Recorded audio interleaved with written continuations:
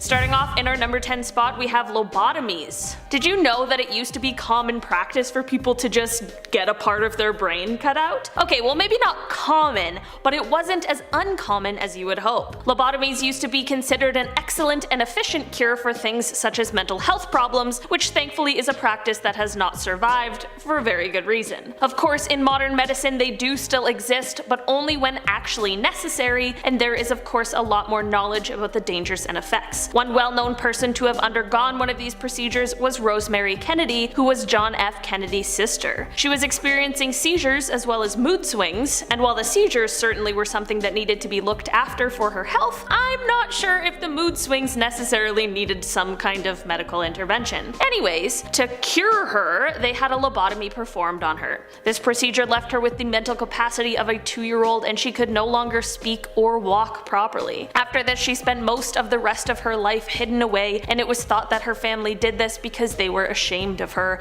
which is both horrible and so sad. In our number 9 spot today, we have the English Civil War. This might be something that is taught more often in English schools, but admittedly it's something I didn't even hear mentioned throughout my time in school. This was actually a series of civil wars that took place between 1642 and 1651, and while it is often referred to as one event, it can be divided into 3 separate wars. These wars were mostly in relation to the manner of England's governance as well as pertaining to religious freedoms. The first war was from 1642 to 1646, and the second was from 1648 to 1649. Both the first and second wars saw supporters of King Charles I battling against supporters of the Long Parliament. The third war took place from 1649 until 1651, and this one saw the supporters of King Charles II fighting against the supporters of the Rump Parliament. In the end, these wars saw the execution of King Charles I, the exile of his son King Charles II, and the replacement of the English monarchy with the Commonwealth of England. There's so much more information about what went on and who was fighting in these wars,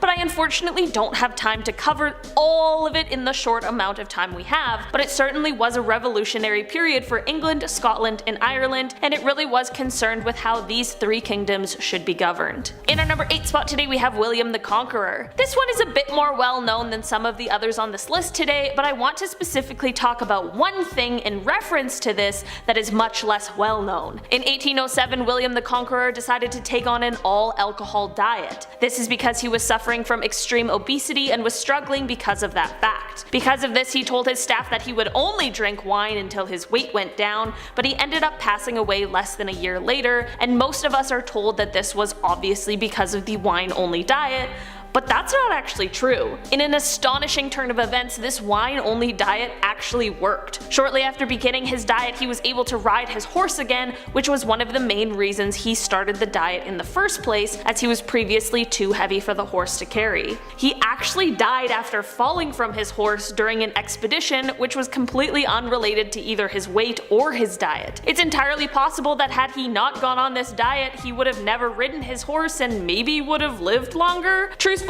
who knows, but I suppose in a very roundabout way he did still kind of die from this wine-only diet. In our number 7 spot today, we have the World War II dogs. A lot of us have learned quite a bit about World War II as it affected everyone at the time and was obviously a huge deal. We all have slightly different perspectives on it depending where you grew up and went to school, but it's something that is still widely talked about today. There is so much to cover on this topic, so of course some of it ends up getting left out of the history textbooks, but that doesn't mean the knowledge doesn't survive in some capacity. For today's list, I want to talk about a technique that was used in Russia during World War II that ended up completely backfiring. In Russia, they had trained dogs with bombs strapped onto their backs to run under tanks. I'd like to think that this technique also saw the dog being able to leave the bomb there so that they could escape, but that is most likely wishful thinking, but that isn't even what I wanted to talk about today. While this is, I suppose, a good tactic for fighting a war, there was one grave oversight during this training. All the dogs were of course trained using Russian tanks, since that's where and who they were being trained by, so when it came time for the real deal, these dogs couldn't differentiate between a Russian tank or an enemy tank, which then saw the dogs running under what they knew, which were the Russian tanks. Certainly not the outcome that they were expecting. In our number 6 spot today, we have Mary Shelley. We all know Mary Shelley as the author of Frankenstein, but there's one super creepy and kind of sad thing about her that is much less well known. Mary Mary's husband was a man named Percy, and when he was 29 years old he was sailing with 2 other men, and on July 8th, 1822 they got caught up in a storm and ended up drowning. The bodies of the men were found 10 days later, and they were only able to be identified based on their clothing. This of course is extremely tragic and sad, and of course it would have been so awful for Mary to have to lose her husband at all, let alone in this way. Percy ended up being cremated, and for some reason his heart was the only part of his body that refused to burn, which I guess now physicians suggest was due to calcification from an earlier bout with tuberculosis. While this in itself is pretty freaky, at first Percy's friend Lee Hunter ended up keeping his heart, but later it was turned over to Mary. Instead of disposing of the heart or doing anything normal with it, Mary ended up keeping the heart, and she carried it with her for years. No one knew about this odd little keepsake until a year after her death, when it was found in the drawer of her desk, wrapped up in the pages of one of his last poems. What a simultaneously heartbreakingly beautiful, but also ultra creepy story. The heart ended up being buried in the family vault with Percy and Mary's son after he passed away in 1889. In our number 5 spot today we have strange medicine. It's not necessarily uncommon for us to hear about strange things that people in the past used to do, but sometimes those strange things are also disgusting. It was extremely common in the past for people to use human remains as a form of medicine. You'd think at some point they'd realize that these remains truly were doing more harm than good. Well, I guess we did, but it did go on for much longer than it should have. The cannibalistic treatments would consist of things such as blood, ground up human skull, and even human fat. Tomb raiders would even steal remains in order for them to be sold to the wealthy, which is incredibly dark, and apparently mummy remains were the ideal remains for these sorts of things, which led to a shortage of mummies. I never thought I'd be in a position where I'd be talking about a shortage of mummies, but truly anything can happen over here at Most Amazing Top 10. I guess who am I to judge these past decisions, but all I can say is that I am very glad this is one we have moved on from. In our number 4 spot today we have the Chilean Civil War. Just to throw another war into the mix today, let's talk about the Chilean Civil War of 1891. The short of it on this war is that the president at the time, José Manuel Balmaceda, tried to give himself a lot more power than he probably should have had. The Congress weren't exactly thrilled about that, so they and the Chilean Navy rebelled against the president and the army. The Navy made the smart move by going north and seizing the nitrate mines, which were very economically important. From there they sailed south. Like any war, there of course was a lot that went on, but ultimately the Navy and Congress were successful and victorious. This war was actually the first war where modern torpedoes were used and were actually successful, although it took all of the torpedoes they had in just one attack. Part of the reason the Navy was so successful in this war because not only were they able to dominate on land, but also sea. This really led other countries to realize how vital it was for them to have modern ships and naval defenses. It also made other countries realize how important it was for them to have modern weapons. This war may be lesser known and less discussed, but it certainly was an eye-opener for a lot of other countries. In our number 3 spot today we have King Gojien of Yue. King Gojien of Yue had his reign from 496 BC until 465 BC. His reign took place during what was arguably the last major conflict of the spring and autumn period, and he was able to lead his state to victory, but it certainly wasn't an easy road or without some very creepy happenings. The major conflict he led his state through was the war between Wu and Yue,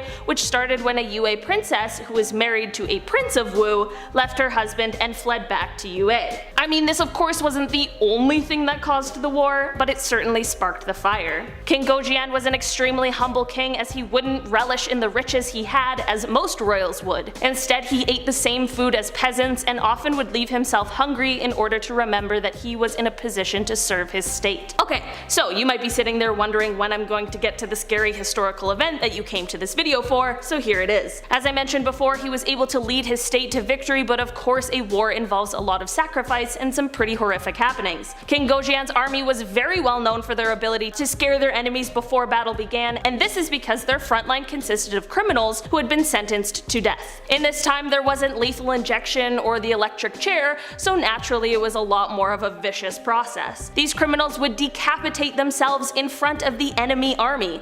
Yep, I think this is probably the definition of a scary historical event. I can't even imagine witnessing something like that and then having to proceed with a battle against the army that has people doing that sort of thing. King Gojian was certainly not a leader who was wasting time messing around. In our number 2 spot today we have Topsy the elephant. Topsy was a female Asian elephant who was born in Southeast Asia around 1875. She was secretly brought into the United States shortly after and was unfortunately added to a circus who advertised her as the first elephant born in the US, despite that obviously not being true.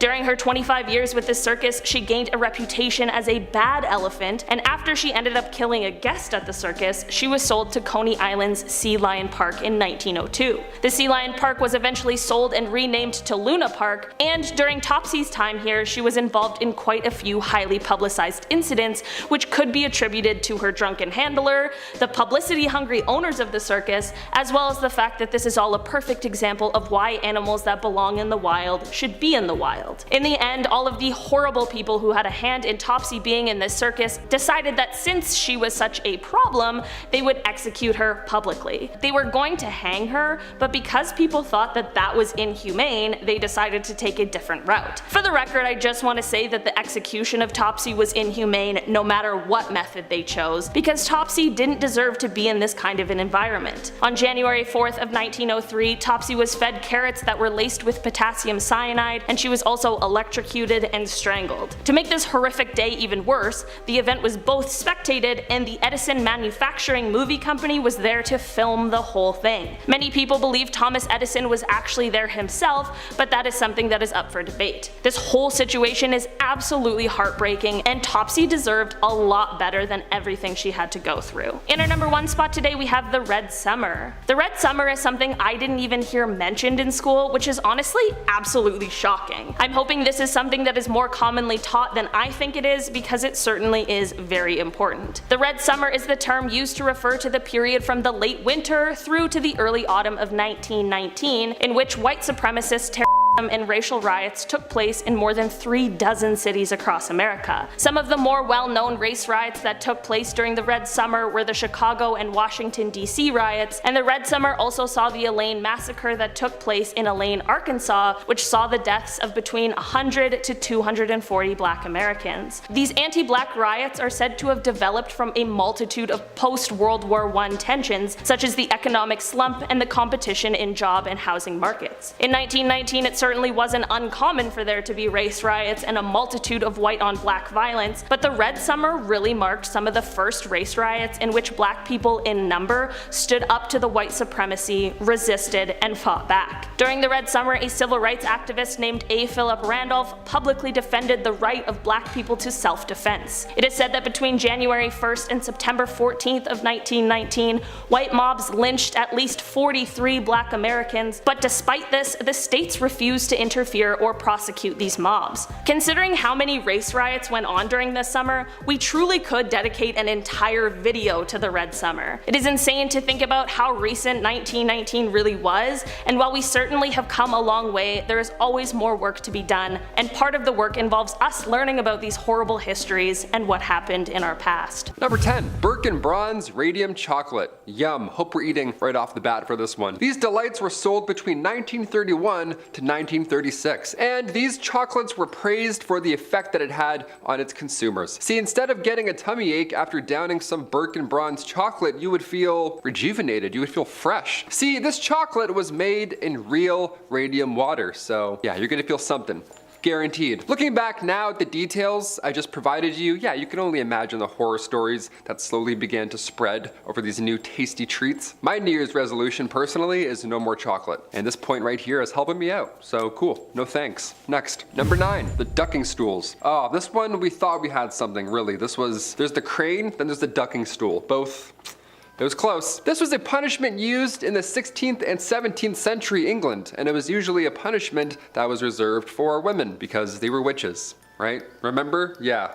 So dumb. This punishment was given to a woman for doing what was considered unwomanly things, whatever that was supposed to mean back then, you can only imagine. Apparently, this included things like having an argument with their husband, or fighting with the neighbors, or gossiping and or backstabbing. Ugh, God forbid. Classic Middle Ages. Hey, Margaret was gossiping around town, so let's all take the day off work and then go dunk her in the river with this new stool I created. Awesome. Basically, this punishment would see a woman being tied up to a stool or a chair and then dipped into a lake or stream over and over. It was actually, like, scientifically, it was miraculous, but it was a horrible purpose. This was actually a punishment method that didn't usually end up in death, but I mean, it was pretty bad still, right? Number 8, spray on hair. All right, shout out to all my bald kings out there. There we go. If you're watching this, hit that thumbs up. The babes are back. Yeah, that's what this real advertisement says about spray on hair. The babes are back. There we go. We can see them coming in just like that. They went somewhere and then babes returned because of the hair. Gotcha. Look, I'm 28 years old. I know a lot of guys have bad luck hair-wise at this age, and I'm not talking smack, okay? But spray on hair, it's not the solution, okay? Just buzz it, just bick it, just commit, all right? This early 1990s product did not work. It didn't sweep the nation. Men did not regain their youth for $39 plus shipping. No, it didn't happen. It just looked like spray painted cobwebs on your head. It looked like Halloween spooky cobwebs on top of your stupid head. The advertisement legitimately says the babes are back, which implies that said babes noticed his bald spot, decided as a group, had a meeting, made it official that they had to leave, right? And then women decided that they loved bald guys. Then they came back because they saw the spray. No.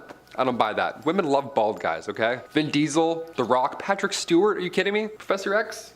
Number 7, daylight motion pictures. I saw Avatar 2 last night, and I swear, hand to God, the lights stayed on for the first 5 minutes of the film. It was insane. It was chaos. People were yelling. Ushers were throwing their visors at the lights, trying to shut them off. It was chaos on Pandora, to say the least. You need complete darkness for a film, okay? Me personally, that's my preference. I can't watch anything in the light. But also for the projector's sake, right? We need to see the movie. We have to be able to actually see it. We have 46 lights around me, and you can see me. But back in the 1910s, daylight motion pictures were a thing for a hot minute, and it's as bad as it sounds. This trend moved across the country after a bill was passed, so theaters went from, dark and enjoyable to bright enough so that you can see who's next to you. That was the whole point. See, it was a safety hazard for theaters to not have lights on because, people around, not sure what's going on. If they bring that back today, I'm gonna be upset. I mean, the general public's starting to get all crazy again, so we'll see. Number 6, ab belts. All right, shout out to all my jacked kings out there with your 9-packs. Here we go. The perfect product for guys who want an 8-pack without doing any other work. Here we go. Welcome to the ab belt. The ab belt sounds too good to be true, and well, that's because it was. Ab belts in the 90s were as hot as Tom Hanks was in the 90s. It was insane. Everybody loved this, right? I think we may have had one growing up. Now that I think about it, I was like, what is this thing? Or it could have been something I don't even want to know. Never mind. Science can't confirm that wearing an ab belt has zero benefit. No, it just shakes you just gotta go to the washroom after. That's it. If your company is thinking about making false claims, you should expect real lawsuits to follow. Yeah, that's why they all disappeared. Can't just say that and then nothing happens. No. Number 5, the walking sleeping bag. There we go. My brother sleepwalks. He's been sleepwalking his whole life. Where was this growing up? This would have caused a lot of more problems, actually, now that I think about it. A sleeping bag, but with footholes and a head hole. But take this in, no holes for the arms. How fun is that? Yeah, just risking your life, I guess. Just legs and face. I can't think of a more dangerous product, actually. As somebody who's broken his front teeth twice before, I can say with confidence this is the worst product in history. One misstep and you're just watching your doom coming closer to your face, that's it. I mean, I get it. On paper, I get that's a cozy few minutes. Maybe it's funny, make your friends laugh. But what about when you can't find the zipper? Then what? Now you're trying to David Copperfield your way out of an escape bag of death while you're dozy too, while you're like half asleep. No way, no thanks. Number 4, radiated toys. Great for the family. Here we go. There's Monopoly, then there's this one right here. There's the Gilbert U238 Atomic Energy Lab set. The Gilbert U238 Atomic Energy Lab toy set sure looks fun upon first glance, I guess, but when the company released this toy kit back in 1950, it was all but games. Gilbert, who was a successful toy maker at the time, he was a businessman, even a magician. It's always cool. It's a Triple threat right there. Always cool when you're a magician on the side. He believed that his line of work should be fun yet informative. Yeah, one of those nerds. He was nicknamed the man who saved Christmas, actually, after he convinced the US Council of National Defense to not ban toy purchases during World War I around the holiday season. So he's done some things. Real business guy. He really wanted to get this one out there. He was eager. This set was around $50, which back in the day was quite a lot. And the price was justified as the set was actually radioactive. Sorry, what? That's right, the Gilbert U-238 Atomic Energy Lab set contained a cloud chamber where you can actually see real alpha particles traveling at a mere 12,000 miles a second. Yeah, imagine asking for a light bright, you open that, you're like, do we have the receipt? Might take this one back. Yeah, it's glowing and now I feel sick, so let's take it back. Number 3, the collar. This one looks really bad at first, but then the true punishment actually comes after the crime. Here we go. The collar. This is this heavy metal ring with spikes. Now, the collar is meant to sit on your neck and it's to prevent you from moving. Like at all. See, these spikes were adjustable, so more often than not, they would be tightened just until they're close to the neck, so that if and only when the victim moved, then it would pierce your skin. You've probably seen this in some way, shape, or form. Maybe it's tucked into the collar, but now it's more than one. I don't know. You couldn't lay down, you couldn't sleep, obviously, and although you could eat, swallowing was tough. Any slight movement, and you're gonna feel a little poke. It's not nice. Whenever I see this, I always think of the Will Smith 1999 classic Wild Wild West. Some scary neck situations going on in that film, that's for sure. Cinematic masterpiece, that one. So good. Will Smith, man, got slaps in the cinema, you know? Number 2, Spanish tickler. Yeah, its name sounds a little fun, dare I say a little, you know?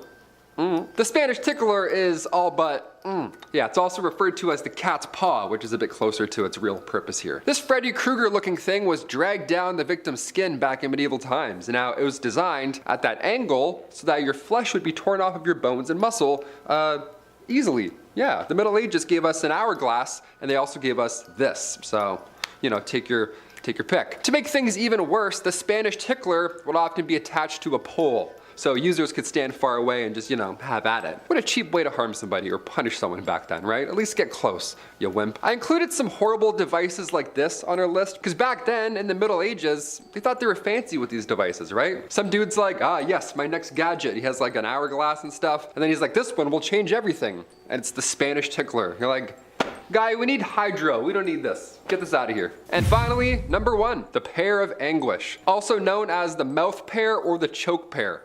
Awesome. Don't those both sound so intriguing and fun? The mouth pear, the choke pear, it's so gross. Hey, I left my choke pear at your house. Chris, you mind bringing that to work tomorrow? I left my choke pear. Thanks, man. I need that for a staff party. This is one of the worst inventions ever, so I had to finish on it, right? I wish I didn't know about this, but I do, and now you have to as well. Hit that thumbs up for forced knowledge. When you click a video on the worst things from the Middle Ages or Rome, whatever, without getting too graphic here, on the one side, the pear side, that would go into your mouth. Or other places if you're creative, but we'll say the mouth for this one, right? Sure. And then on the other side, there's a screw, where if you turn said screw, that pear side begins to open up. It blooms like a flower almost. I say flower, this thing is not beautiful at all, it's haunting. It's one of those inventions where it avoids the loss of blood. So again, somebody thought they were onto something back in the day. They thought they were creative with this one. So this was a creative, horrible way to get somebody to talk without having them die. Which is insane, but it's also, I admit, it's kind of creative. Also, it's kind of hard to talk when there's a choke pear in your mouth, so someone's got to figure that out. These were also used to just prevent somebody from talking entirely, right? It was, again, creative. Coming in at number 10, heroin used to be used as a children's cough syrup. German drug company Bayer made a heck of a lot of money selling heroin to parents. Get a load of these babies! Heroin was a prescription drug in the US until 1914, and then it was banned in 1924. Can you imagine how children would be after a sweet dose of Bayer heroin? Like, Christ. Coming in at number 9, Hugo Boss designed Nazi party uniforms. Hugo Boss is a luxury German fashion house that now sells its product globally and is frequently seen on runways. The designer brand started up in 1924 and originally supplied the Nazi party. This all went down before and during World War II. Comedian Russell Brand was actually even ousted from the GQ Man of the Year awards after making Nazi jibes at the brand in 2013. So, Remember Thomas Edison from your history lessons? You know, the light bulb guy. Well, he had a very dark side that your teachers did not tell you about. He actually murdered an elephant, and this is coming in at number 8. Thomas Edison devoted his life to working with electricity. Unfortunately, he got pretty brutal when he needed to prove a point. In 1903, the American inventor murdered an elephant to prove that an alternating current was a bad idea. He even invited 1,500 people to watch as he murdered Topsy the elephant at Luna Park Zoo on Coney Island. He also filmed it and released the footage to the public, and it's actually really heartbreaking to watch. I would say I'd boycott light bulbs, but not really an option. Coming in at number 7, remember that song that you guys used to sing as a kid in the playground, the Ring-a-Ring-a-Roses one? Well, it's actually a death song. Ring-a-Ring-a-Roses is a song about people dying from the plague.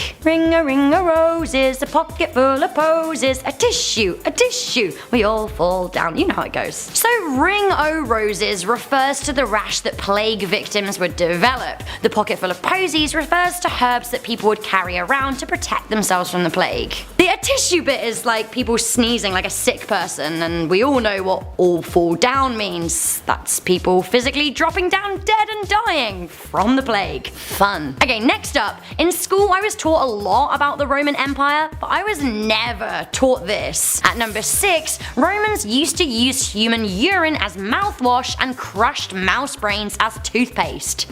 Gross. Blah. Get the mouse brains out of my mouth. Get the mouse brains out of my mouth. I guess they had to keep their breaths fresh somehow, but yeah, I don't know, urine wouldn't be my choice. They also used urine to clean their clothes. This is basically because ammonia, which is found in pee, takes out stains, so basically they were more concerned with having white teeth than fresh, non-pee smelling breath. Personally, I'd really pass on cleaning my teeth with pee and brains. It's just a personal choice. Coming in at number 5, Saddam Hussein was actually given the key to the city of Detroit. History paints Saddam Hussein as a bad guy, mainly because he was indeed a bad guy, but nonetheless, after making a donation to a church in Detroit in 1979, basically because a reverend praised him, he was handed the city keys. The American history books aren't so proud of that one. Coming in at number 4, famous explorer Christopher Columbus used to rape children. Yeah, so I guess that kind of extinguishes the yay for Columbus and his explorations party. In some places, people even go as far as to celebrate a Christopher Columbus Day. The problem is, not only was he awful to the indigenous people, he also raped them, including the kids. He would often give his lieutenants sex slaves, and he even wrote in one of his diaries that girls from aged 9 to 10 were the most desirable. Gross. Gross. Coming in at number 3, schools don't teach us much about Nazi twin experiments. I don't know how much history has shielded people about the kind of experiments that Nazi warlords did on concentration camp victims. Obviously we know that they were gassed, but school history books do leave out a few choice facts. I know a lot about the Josef Mengele experiments, but that's because I've done extensive research on that area of history. A lot of people do not know about the veteran Nazis' sick experiments on twins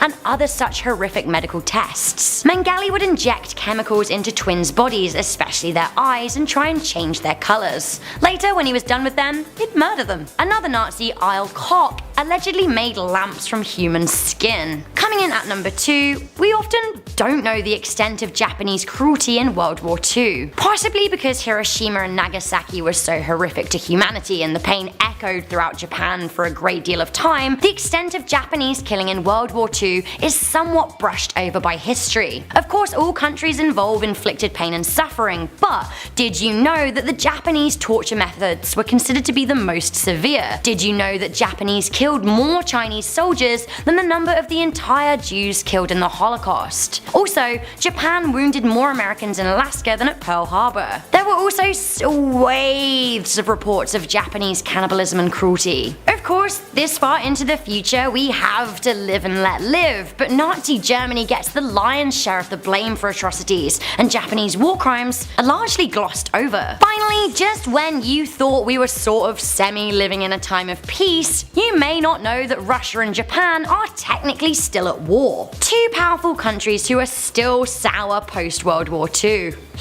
Yeesh. Even though the countries haven't been engaging in hot war for over 70 years, they never signed a peace treaty officially indicating peacetime between the two nations. The pair still disagree heavily over the Kuril Islands. I for one really hope that they never engage in war again, because that could be devastating for everyone. Number 10. Homo gotengensis. Homo gotengensis are from about 1.8 million years ago to potentially as late as 0.8 million years ago, meaning that if the species is considered valid, they would be one of the earliest and one of the longest lived species of Homo. They had big teeth suitable for chewing plant materials. It was small-brained and was most likely an ecological specialist. This means that they could thrive in a wide variety of environmental conditions, and they had a varied diet. They apparently produced and used stone tools and may have even made fire, as there is evidence for burnt animal bones associated with their remains. This species stood just over 3 feet tall and weighed about 110 pounds. It could walk on 2 feet when on the ground, but probably spent a considerable amount of time in trees, feeding, sleeping, and escaping predators. Most of the researchers believe it lacked speech and language skills due to its anatomy and geological age. Researchers think that it was a close relative of Homo sapiens, but not necessarily a direct ancestor. Number 9. Homo habilis. Homo habilis, nicknamed Handyman, is an extinct species of archaic human from the early Pleistocene of East and South Africa about 2.31 million years ago to 1.65 million years ago. Homo habilis is the least similar to modern humans of all species in the genus Homo, and its classification as Homo has been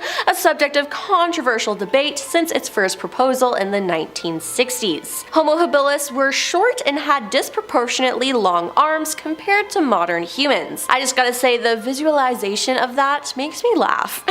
They also had a cranial capacity slightly less than half the size of modern humans. Now, despite ape-like morphology of their bodies, their remains are often accompanied by primitive stone tools. Number 8. Homo rudolfensis. Homo rudolfensis are from 1.9 million to 1.8 million years ago. Their physical build, weight, and height is still unknown due to the scarcity of cranial fossils. Paleoanthropologist Maeve Leakey and her team announced the discovery of a face and 2 jawbones belonging to Homo rudolfensis on August 8, 2012. The males average 5 feet 3 inches in height and 130 pounds in weight, and females are 4 feet and 11 inches and weigh 112 pounds. They had small brain capacity and had large cheek teeth and thick enamel. They are not associated with tools, but dental anatomy suggests some processing of plant or meat fiber before consumption, though the mouth could still effectively chew through mechanically challenging food, indicating tool use did not greatly affect their diet. Number 7. Homo ergaster. Homo ergasters are believed to be from 1.4 to 1.7 million years ago, though a broader time range is possible. They had thinner bones, more protrusive face, and a lower forehead. This species had reduced sexual dysmorphism, meaning males and females were extremely similar, a smaller, less protrusive face, and a smaller dental arcade, and a larger cranial capacity.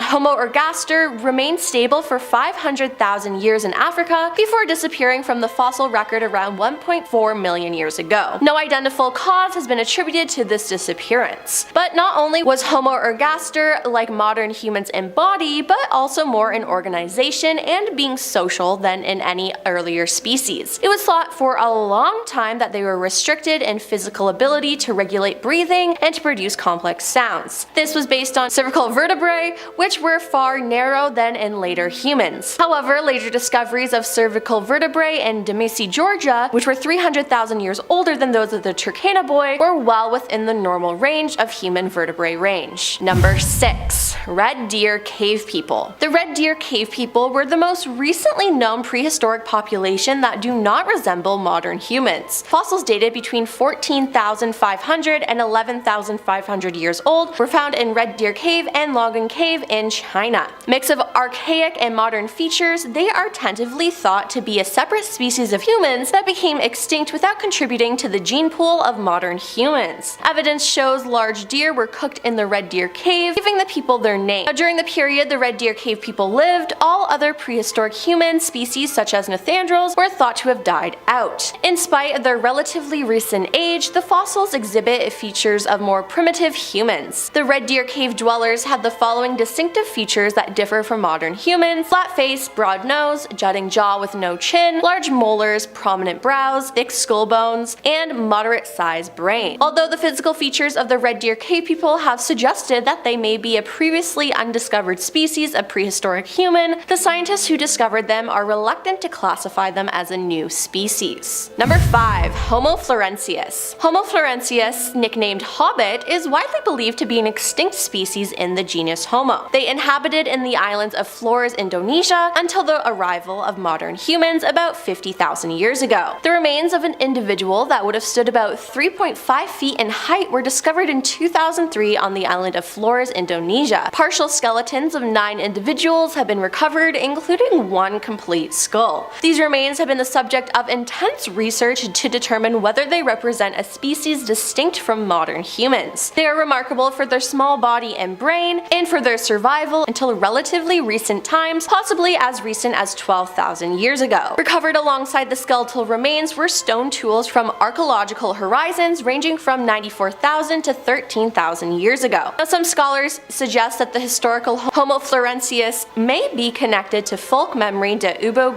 Gogo myths prevalent on the Isle of Flores, and I hope I said that right. Number 4. Homo antecessor. Homo antecessor were recorded in the Spanish Sierra productive archaeological site from 1.2 to 0.8 million years ago. They were about 5.5 to 6 feet tall, and males weighed around 200 pounds. Their brain sizes were large, but smaller than the average of modern humans. Very little is known about the physiological of Homo antecessor. Homo antecessor may have been right-handed, a trait that makes the species different from other apes. This hypothesis is based on tomography techniques. It's also claimed that the frequency range of audition is similar to Homo sapiens, which makes us suspect that they used a symbolic language and were able to reason. A team is currently pursuing a DNA map of Homo antecessor based on their teeth eruption pattern. Researchers think that Homo antecessor had the same development stages as Homo sapiens, though probably at a faster pace.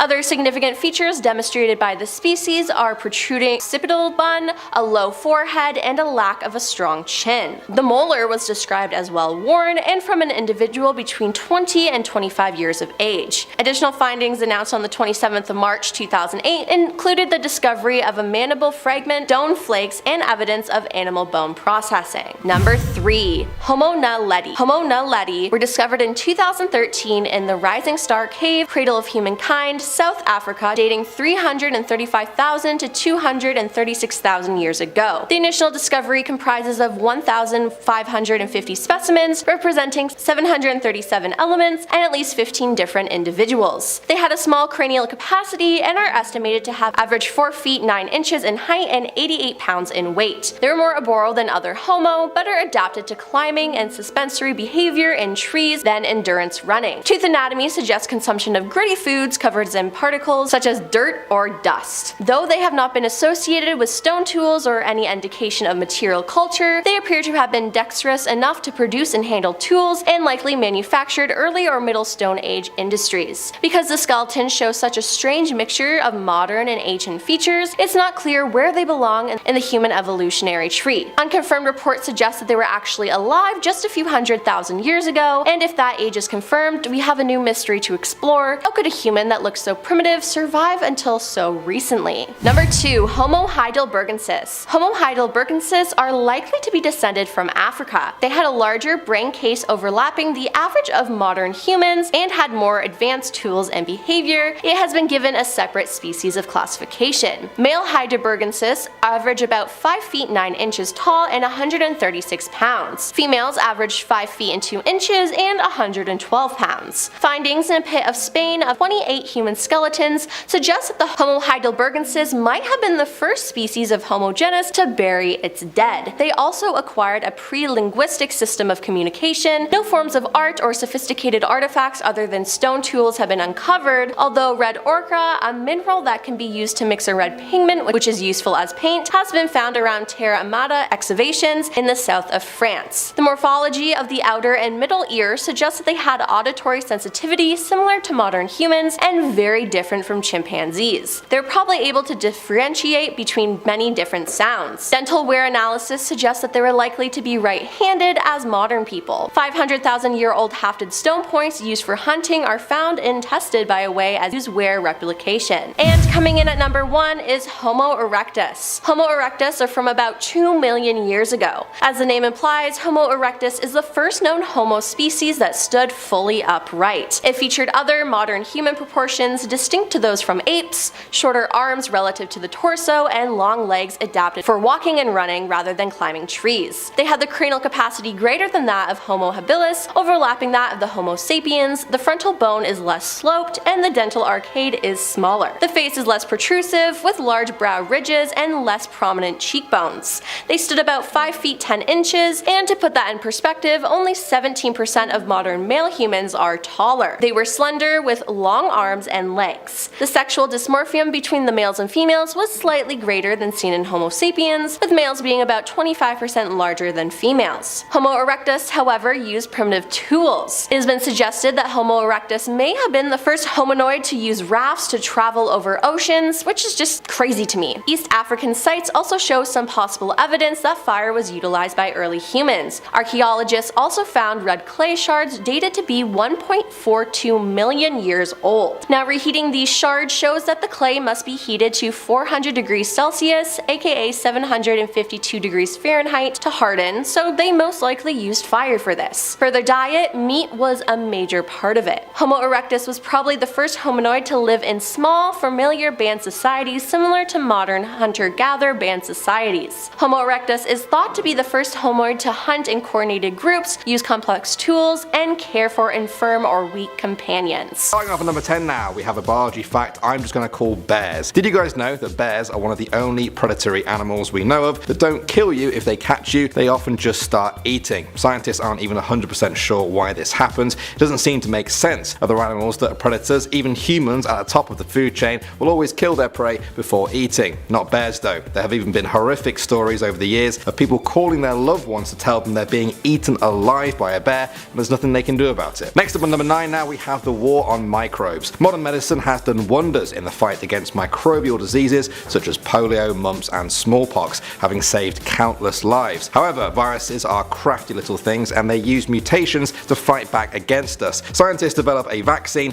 it kills most of them, but the few that remain become resistant to that vaccine. The influenza virus is now almost always resistant to the previous year's vaccine. New diseases have begun to jump from animals to humans as well. Swine flu from pigs, bird flu from birds, and Ebola from apes. Some hospitals are now becoming filled with these super viruses that have become extremely resistant due to all the vaccines and antibiotics that they've been exposed to. Moving on to number 8 now, we have Capgras syndrome. There are many medical conditions that they don't teach you in school, so here's a random scary one for you. Capgras syndrome occurs after brain damage severs the connection between the visual and emotional parts of your brain. Everything else can be absolutely fine with you, but this severing means that you lose the emotional connection to anything that you see in front of you. You can see your own mother, your best friend, or your partner, and you will know who they are, but you'll feel nothing. No emotional connection at all. People with Capgras syndrome often feel like everyone in their life is an imposter. They look like the person that they used to love, but it just can't be them. At number 7 now, we have prions. Prions are infectious agents made of protein material. They form when proteins in your brain misfold. They cause prion diseases, which can't be treated, and every single one is lethal and will eventually lead to death. What's even more scary is that we don't know why they form at all. They seem to just happen to random people at any given time. So not only are they not treatable, they aren't even preventable. It's kind of scary that you can try and live a healthy life and something like this can just strike a person down at any given moment. Next up at number 6 now, we have weak memories. Memories are incredibly inaccurate and easy to manipulate. We misinterpret information to support preconceptions and sometimes invent entire new memories where there were none before. It gets so bad with humans that the police have special interview techniques to try to piece together what actually happened in events because human memory is shockingly bad. Many people are proven wrong on details that they swear they remember in their lives. Kind of a scary thought really. What do you really remember? Alright, here's a weird one now at number 5. Anything that tastes good is bad for you. Human taste buds evolved during a time when things like fats, salt, sugar and carbohydrates were quite hard to come by. That is why we crave them. The problem is, we now live in an age where most of you guys watching can probably get all of those things very easily. That's part of the reason why some countries struggle with obesity now. Basically, the human body didn't evolve to expect things like hamburgers, fries, fudge cake and Coca-Cola. That means we now live in a world where everything that tastes good is very easy to come by and then it ends up being bad for us. Basically, humans have created a world where pleasure is now pain. Moving on to number 4 now, we have the speed of light. Our universe is expanding faster than the speed of light. What this essentially means is that there are some galaxies and stars on the other side of the universe, very far away, that will end up moving faster away from us than the light can actually leave them. The light from these galaxies will become redshifted until they become radio waves and then just nothing at all. At that point, no telescope can help us see them. If humans are still around by then, scientists may just have to make do with studying the nearby galaxies in our local group. Hopefully we'll have discovered faster than light travel by then. Next up at number 3 now, we have we're living in a simulation. Here's a theory you may not have heard at school. Well, I say it's a theory, it's more of a thought experiment. Follow me though. There are 3 scenarios for humans in the future. A, we go extinct before we develop advanced technology. B, we live long enough to develop advanced technology but can't create a true simulation of our entire universe. Or C, we actually do simulate our entire universe. If option C is true, then that simulated universe could develop life just like us. If that happens, then who's to say that hasn't already happened and we are that simulated life? It sounds crazy, but think of it in terms of odds. If this is true, then what's more likely? We're part of the first and only true universe and we just haven't got there yet, or we're one of perhaps countless simulated universes made by the real life forms in the real universe.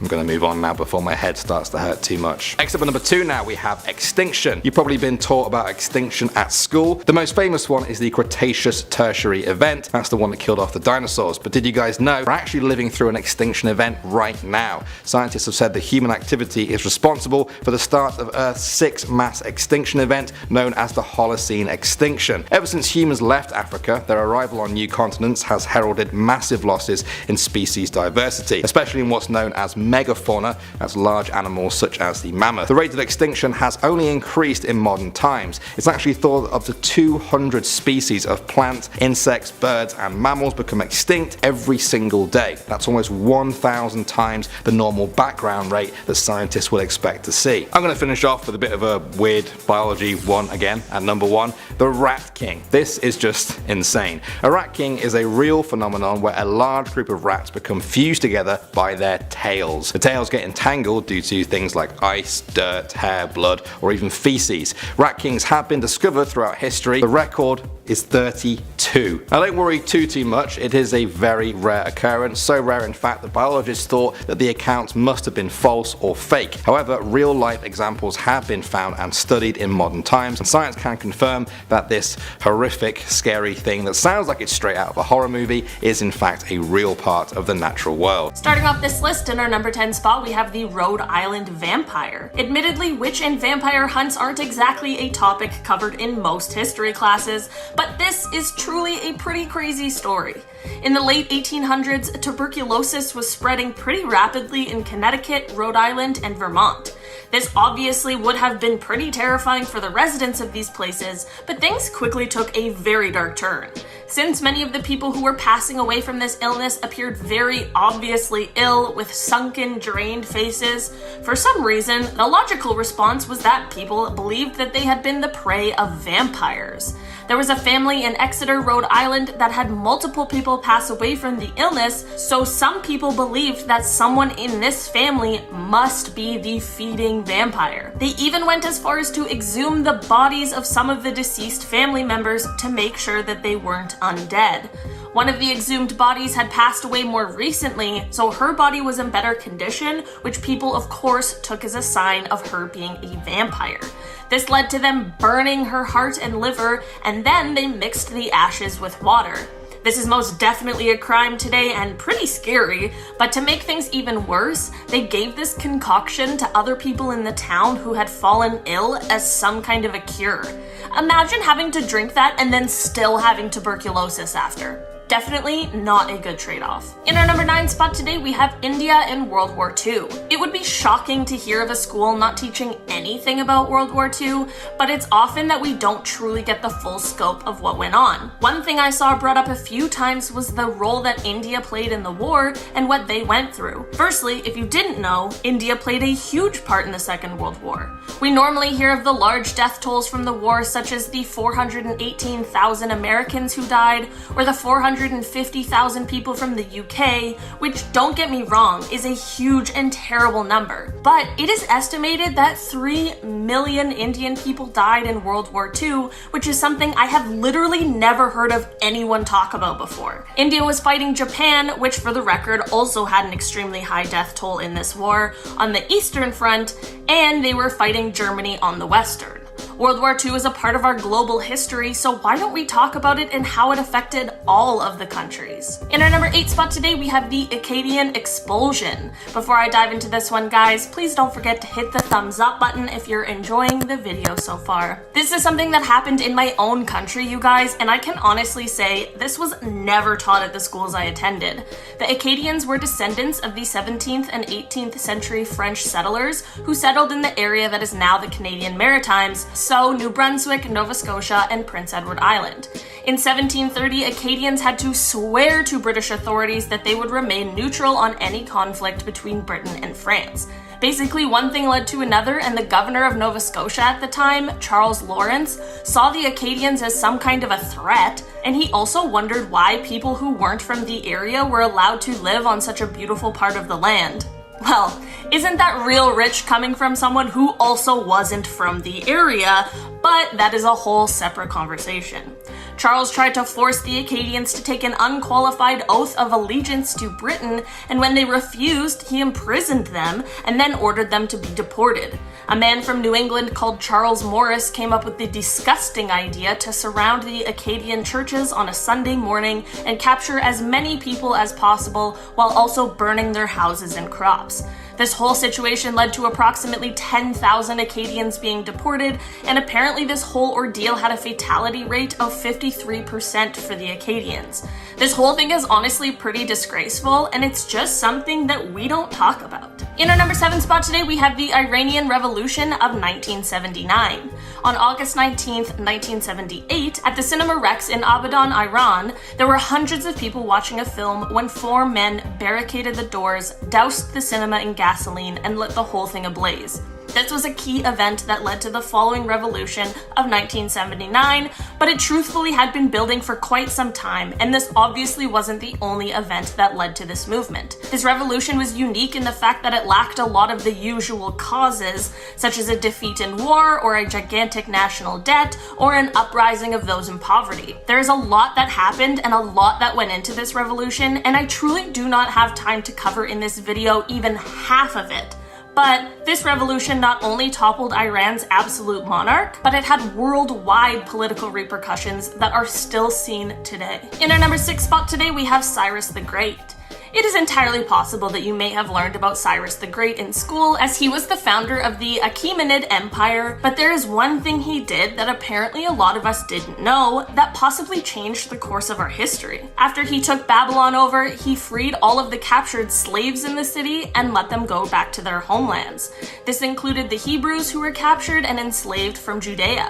This may seem like a nice and reasonable thing to do, but it truly was more than that. By allowing these people to be free and return to their homes and continue practicing their religions, this may have been what has kept some religions alive. Without this move, it is possible that we may not have Judaism, Christianity, or Islam today, and that would have made our entire history very, very different. In our number 5 spot today, we have the Italian Renaissance dark side. When we think of the Italian Renaissance period, it is known for development and the rebirth that it caused, which makes a lot of sense considering the word Renaissance literally means rebirth. But there is one less glamorous and slightly frightening side to this period that isn't widely talked about. Sailors who had been returning from the New World at this point brought something less than lovely back with them, and that was syphilis, which spread through an entire French army. After this, the troops brought what was called the Great Pox to the rest of Europe. Since there was no penicillin or banana medicine back then, the disease spread rapidly and the symptoms were pretty gruesome. It would often happen that a person who had fallen ill would have the skin on their faces essentially be rotting away, which would leave large ulcers. Some people's noses and lips would be pretty much gone, and it happened often that people would sadly pass away from the disease. So basically what we think of as a beautiful time in Europe was both world-changing, but also very scary, and like pretty close to a zombie apocalypse. In our number 4 spot today, we have the history of dentures.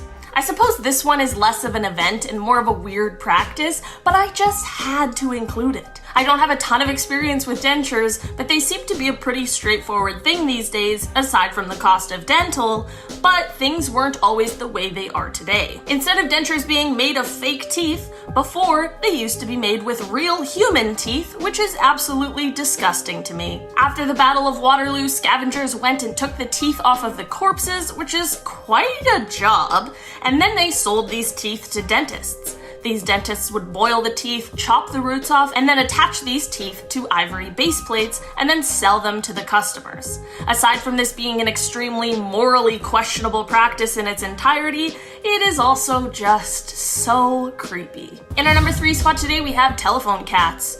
If you're a cat person, you might want to skip over this number. In 1929, 2 scientists at Princeton University wanted to conduct an experiment in order to test how auditory nerves perceive sounds. This is obviously extremely important research, but the way they went about this is truly messed up. They took a sedated but alive cat and cut out a part of its brain. They then attached one end of a telephone wire to the cat's auditory nerve and then the other end to a telephone receiver. When one of these scientists spoke into the cat's ear, the other one could hear it on the other end. This is cool, but most definitely not an excuse to do something so inhumane. There were, of course, benefits to this experiment, and it is believed that this may have helped lead to the development of cochlear implants, which is, of course, an incredibly important scientific advancement. The worst part, however, while the cat actually survived this experiment, instead of treating it like a king for the rest of its life like it truly deserved, these scientists instead decided to kill it to see if the experiment would still work on a dead cat. It didn't. In our number 2 spot today, we have the smallpox pandemic. I'm sure at some point or another, most of us learned about smallpox and the epidemic, which is something that we luckily don't really have to worry about much anymore. But one thing a lot of people explained that they didn't know was how badly it devastated indigenous peoples. Europeans who came over to America brought with them a multitude of diseases that they would have had some immunity to, considering it was likely their bodies had encountered it before. But this was not the case for those already living on the land that is now referred to as North America. Indigenous Americans not only had no immunity towards this disease, but also their traditional ways of treating illness may have only exacerbated the symptoms. Because of course, how could you possibly know how to treat something that you've never seen before and with no help from the people who actually do know? It has been estimated that the spread of this disease caused the population of Indigenous Americans to decline by 70%. That is absolutely insane. There's a theory that this spread of disease may have been one of the only things that led to the colonization of North America. In our number 1 spot today, we have the Tulsa Massacre. This is one that many people, including people from Tulsa, explained that they didn't really learn much about in school. This event occurred on May 31st and June 1st of 1921, and it has actually been called the single worst incident of racial violence in American history. This happened in the Greenwood district of Tulsa, Oklahoma, and basically just mobs of white racist people went out and attacked black residents and businesses. What started this was when a 19-year-old black man named Dick Rowland was accused of harming a 17-year-old white girl, and he was subsequently arrested, and there were rumors that he was going to be lynched. This of course drew a bunch of racist white people out of their homes to participate, but then a group of around 75 black men also showed up to make sure that he didn't get lynched. One thing led to another, and a fire fight broke out that led to 10 of the white people and 2 of the black people being killed. After this, all hell broke loose. Just last year, the last living survivor of the massacre, R&B and jazz saxophonist Hal Singer, passed away at the age of 100. And just last year, this massacre finally became a part of the Oklahoma State curriculum, and it's about time. Only a century too late.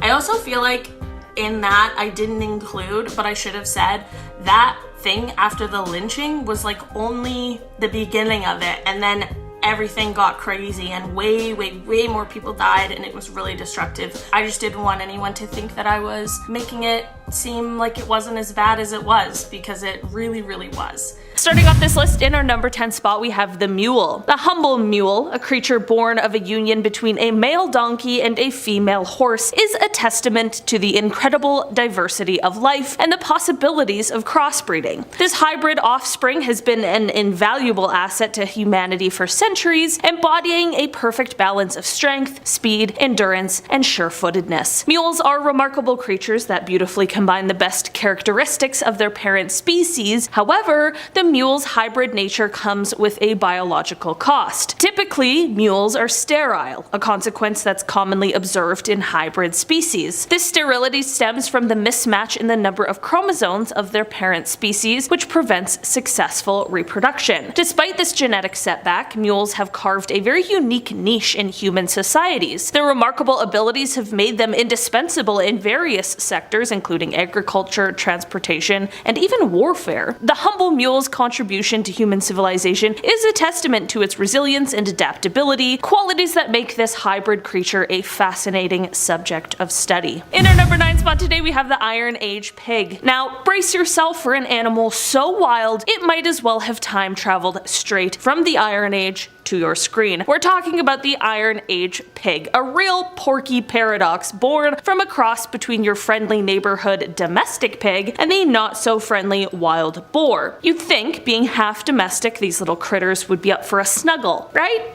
Well, wrong. Despite packing some serious resilience in their porcine bodies, these hogs are about as sociable as a grizzly with a toothache. Their aggression levels are dialed up to 11, making them about as farm-friendly as a pack of velociraptors. So, what's the moral of this little piggy tale? Well, it turns out playing Mother Nature isn't as easy as it sounds. The Iron Age pig experiment ended up being less eureka and more uh-oh. A big snorting reminder that when it comes to tampering with the blueprints of life, maybe we should leave it to the pros. In short, these bristly hybrids stand as living, grunting proof that not every trip down memory lane is a stroll in the park. In our number 8 spot today, we have the hinny. Picture this: the sprinting stamina of a racehorse and the stubborn grit of a donkey, all rolled into one. Welcome to the fascinating, if a bit troublesome, life of a hinny. This peculiar beast is what you get when you mix a male horse's speed and a female donkey's tenacity. Despite the fact that they could probably outlast a marathon runner and have lifespans that would make a tortoise nod in approval, hinnies don't exactly have it easy. For starters, they usually can't have little hinnies of their own. Yeah, nature hit them with the sterile tag, just like the mules. And then there's the elephant in the room. Or should we say the horse and donkey in the room. They've got a mum who's petite and a dad who's, well, horseier. The mismatch is like trying to blend a sports car with a minivan. The result is awkward. In the end, the life of a hinny is a cautionary tale straight from nature's own genetic soap opera. A clear memo that when it comes to stirring up the gene pool, sometimes you might end up with a cocktail that's a little bit more bitter than sweet. In our number 7 spot today, we have the Savannah cat. A product of love, or science. Between a domestic cat and a serval, this feline is a strange cocktail of domestic cuddles and wild prowling. These guys don't do things by halves. They are the true embodiment of go big or go home. And by big, I mean double the size of your regular tabby, akin to swapping your cuddly kitten for a mini panther. And these bigger bodies house some pretty wild tendencies, a bit like Dr. Jekyll and Mr. Hyde, but in feline form. However, this mix of house pet and wild wild cat isn't just a spectacle, it's a little bit of a ticking time bomb. Let's face it, nobody wants their morning coffee interrupted by their pet tiger, I mean cat, chasing local wildlife or causing a ruckus. It's this fine line between awe-inspiring and eyebrow-raising that makes the Savannah cat ethical puzzle in the world of crossbreeding. In our number 6 spot today, we have the mule bird. The mule bird is a one-of-a-kind melody maker born from the union of a canary and a goldfinch. A musical marvel, you might say, but hold on to your feathers, because this birdie's tale is as unsettling as it is intriguing. You see, the mule bird is not just another chirper in the aviary, it's an aria virtuoso, belting out tunes that would make even Pavarotti's heart flutter. But, as they say, every rose has its thorns, and our songbird friend here comes with its own bittersweet symphony. For all their musical prowess, mule birds are the tragic heroes of the bird world. Despite their captivating chorus, they've been dealt a cruel hand by nature, or should we say, by us. They're sterile, forever singing solos without the chance to create a choir of their own. And this is where we, the audience, have to take a bow. We bred these birds for our amusement, crafting a creature that could never craft a lineage of its own. A poignant reminder of the Pandora's box that is crossbreeding, where human curiosity can sometimes strike a discordant note. In our number 5 spot today, we have the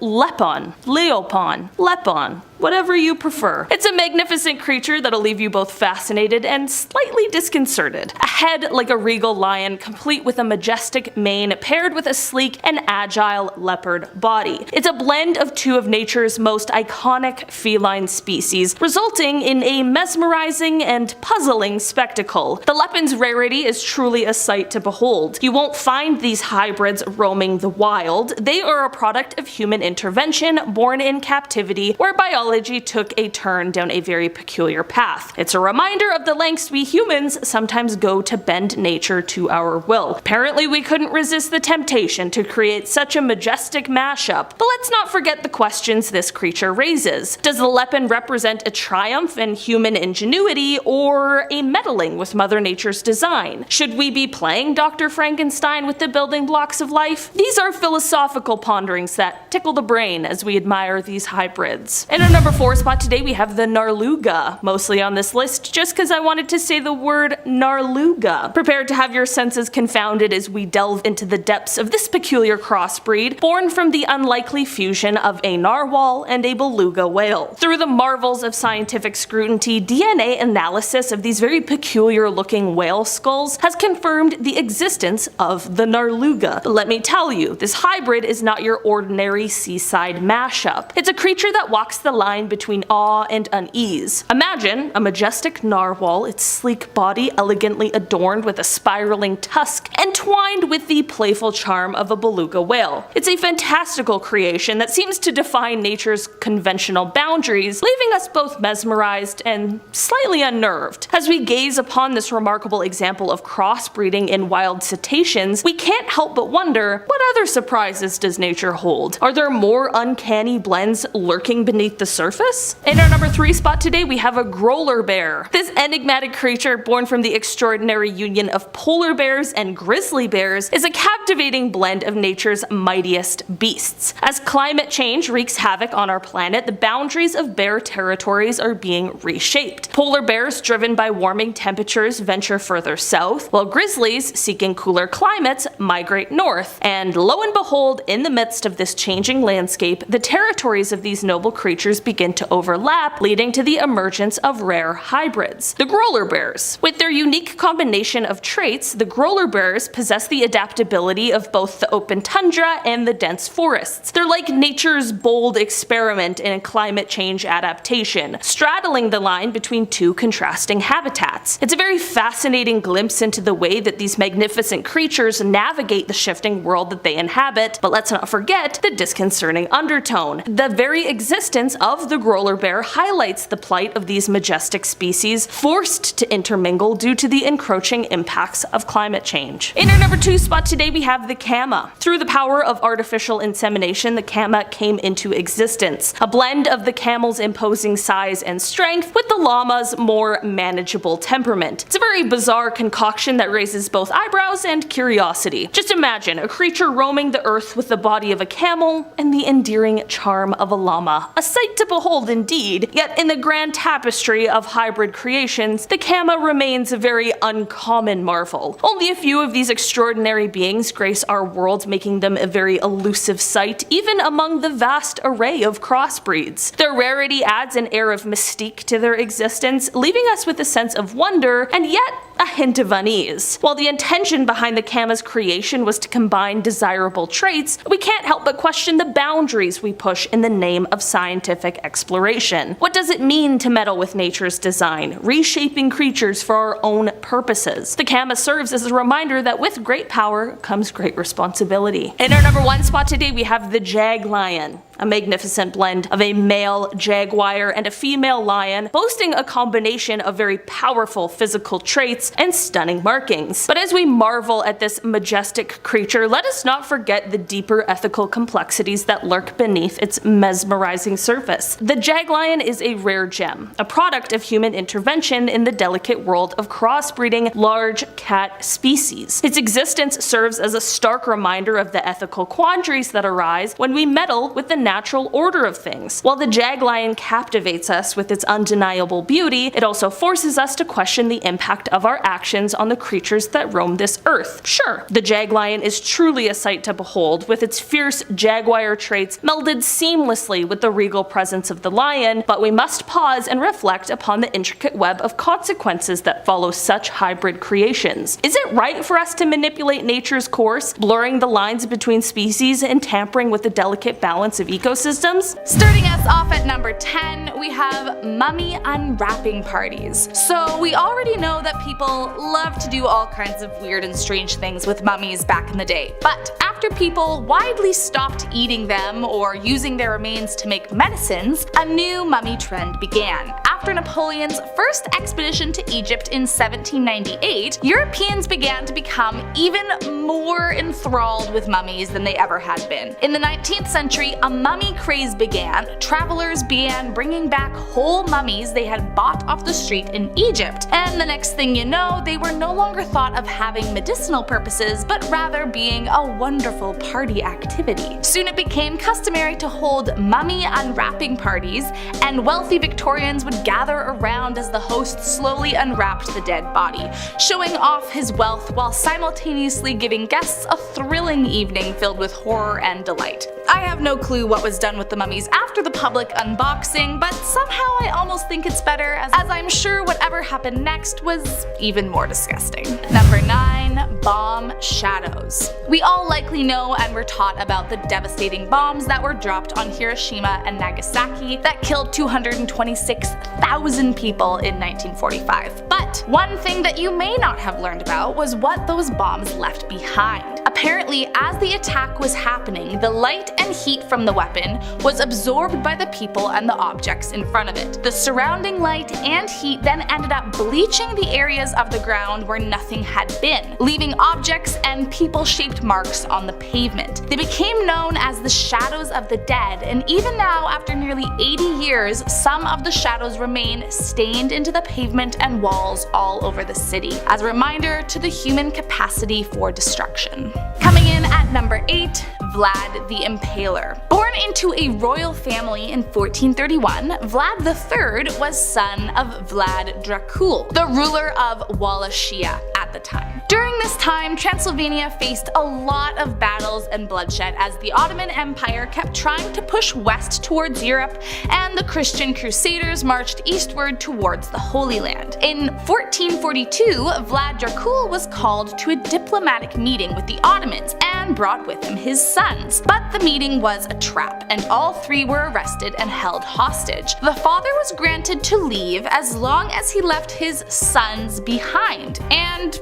he agreed. So for the next few years, Vlad and his brother were trapped and tortured, although they did also strangely tutor the men in science, philosophy, and art, as well as turn them into warriors. Eventually, his brother and father both died, and Vlad was released. Soon after, he became the leader of Wallachia, and when the city of Constantinople fell to the Ottomans, Vlad led the force to defend his land from an invasion. It was during this time he became known as Vlad the Impaler, as he often used metal or wooden poles to impale invaders right through their chest, or sometimes he would even insert it vertically up the victim until it pierced through their shoulders, neck, or mouth. While well respected, he became notorious for killing thousands of people and eventually became the inspiration for Bram Stoker's 1897 novel Count Dracula. Coming in at number 7, incubators. Nowadays, incubators are seen as life-saving devices for premature newborns, but shockingly, this was not always the attitude towards them. During the early 20th century, most physicians kind of held the belief that premature infants were not meant to survive, and so they were tragically just kind of left to die in most cases. But Martin Cooney held a different belief from his peers and wanted to try and change the narrative. But in order to do so, he had to make it a spectacle. One thing that people loved to do back in the day was gawk at the unusual, laugh at the different, and it's for that very reason that sideshows existed. So in order to save the lives of the preemies, Cooney decided to display them in what he called hatcheries as a sideshow in Coney Island. For a quarter, visitors could gaze upon the peculiar and small young people, and over the years he managed to save more than 6,500 lives by packaging up their safety in a swallowable pill for the times he lived in. After so much success, doctors started coming around his ideas, and now they are used by hospitals around the world. Next up at number 6, Pharaoh Pepi. Although the exact timeline is up for debate, somewhere around 2278 BC to 2216 BC, Pharaoh Pepi II reigned in Egypt. The ruler succeeded the throne at age 6 and became widely known as being one of Egypt's most demanding kings, which comes with little to no surprise that a literal first grader being given the power of a pharaoh affected his ego in a negative way. Often he demanded outlandish tasks of his slaves and subjects, but most strange of all was his practice to keep flies off of him. Apparently he hated flies more than anything in the world, so Pepi would force several slaves a day to be covered head to toe in honey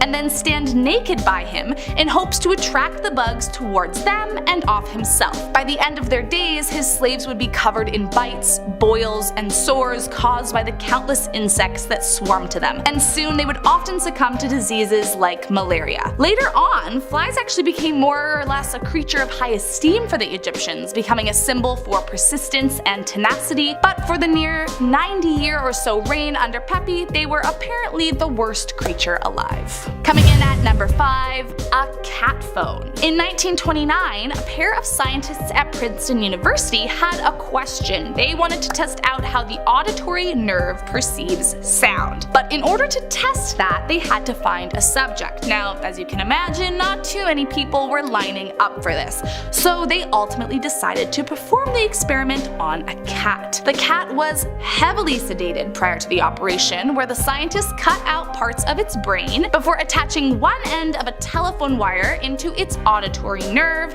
and the other end into a receiver. Shockingly, the cat survived the operation, and the scientists went forward with their experiment. To their delight, they discovered that if you spoke into the cat's ear, you could hear it perfectly through the receiver. But their initial success was not enough for them. Next, they had to know if it worked once the cat was dead. So they killed the cat to test their theory, but sadly the cat phone no longer functioned without access to a functional brain. Despite its rather gruesome story, the two did actually contribute to a valuable understanding of the brain and helped future researchers in development of cochlear implants. So at least it wasn't all in vain. Coming in at number 4, death photography. Memento mori means remember you must die. For centuries, trinkets were used to keep the thought of death close and to help the living through their grieving process. In Victorian times, this looked like lockets filled with hair of the dead, a mask of your loved one created out of wax, or by having paintings and sculptures made in their memory. But all of a sudden, a new invention came along that led to creating an all-new kind of memento mori, the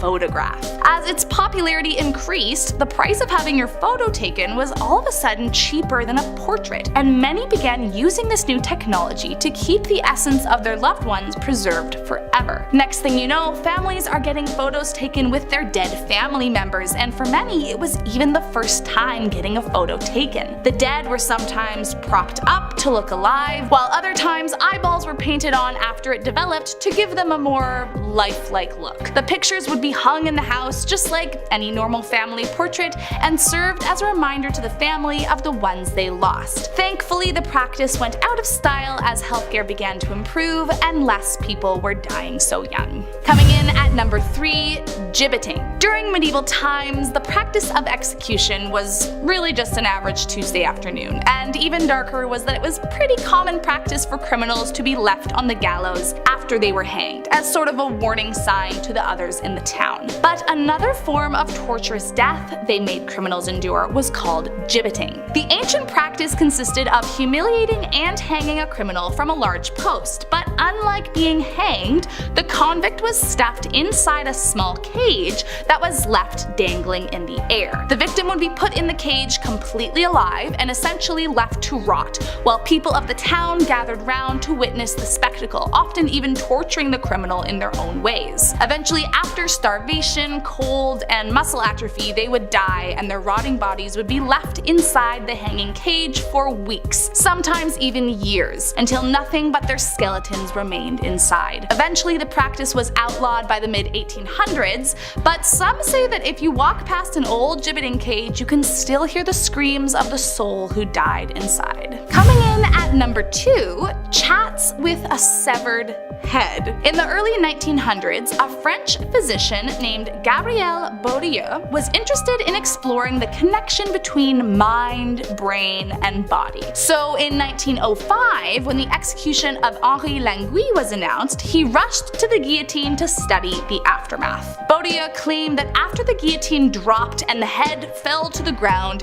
he called out to the victim and the severed head allegedly blinked his eyes as if awakening. He wrote, "The eyelids lifted up, this time I swear, in a distinctly normal movement, slow as if awakening or torn from thought." He further detailed that the pupils focused in on him until slowly the eyelids faded closed. But once again, he called the man's name and his eyes opened. Some believe that it was simply leftover nerve impulses, but Gabriel swore that the head could hear him and understand him.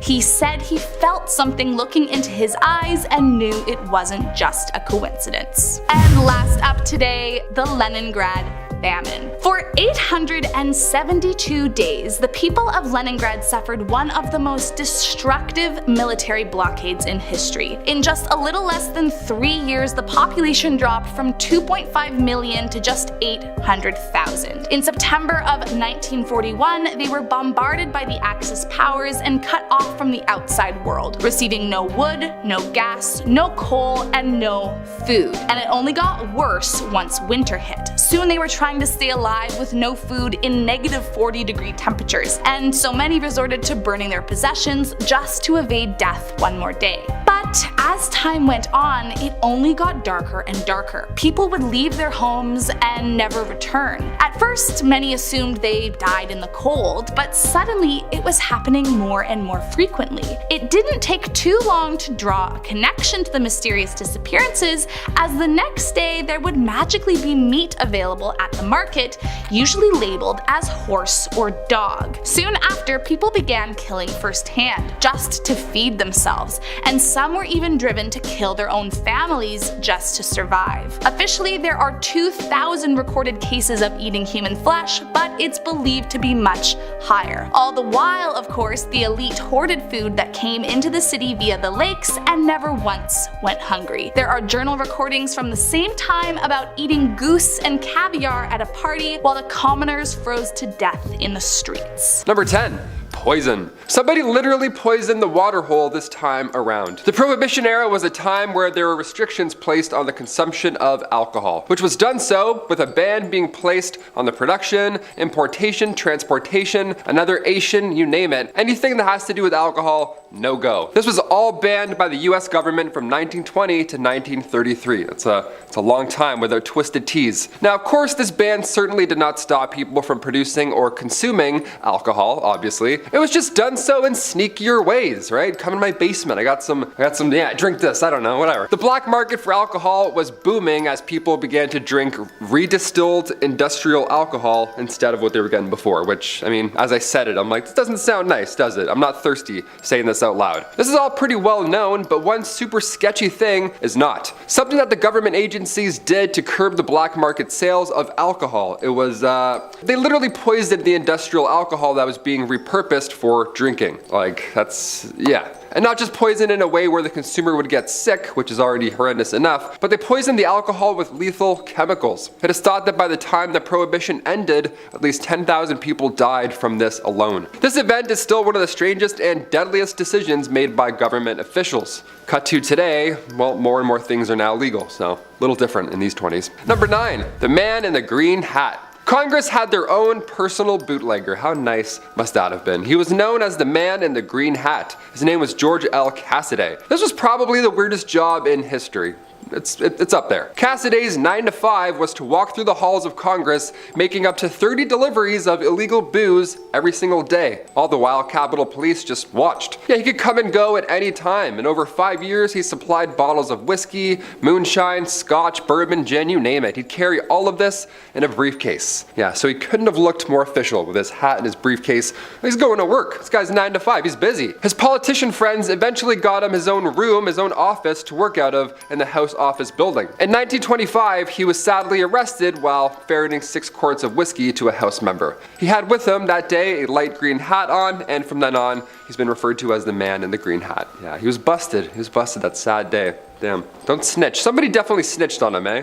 They're like, green hat, looks like the Riddler. He's got a Pabst Blue Ribbon in his briefcase, get him. Number 8, not an experiment. Okay, hopefully this clears some things up a bit here, but President Herbert Hoover, he never referred to prohibition as a noble experiment. That's misquoted, that's not the case. That would be an odd thing to experiment, but that's what many believe here. See, growing up, many books and articles on prohibition have quoted President Herbert Hoover describing prohibition as a noble experiment, but even Hoover himself had to get in on this game of broken telephone. Clear some things up a bit. That's a bad quote, especially given the lives lost during this time. Everything's got to be not misquoted at all. Hoover himself reminds us, he assures us that he was a supporter of prohibition, but he actually campaigned for it in 1928. Afterwards, he made a statement at the Republican National Convention saying that our country has deliberately undertaken a great social and economic experiment, noble in motive and far-reaching in purpose. That's the quote. End quote. Boom. But years later, Hoover said he was misunderstood. He says the phrase, a great social experiment, noble in motive, was distorted into one thing. It was distorted into a noble experiment, which of course was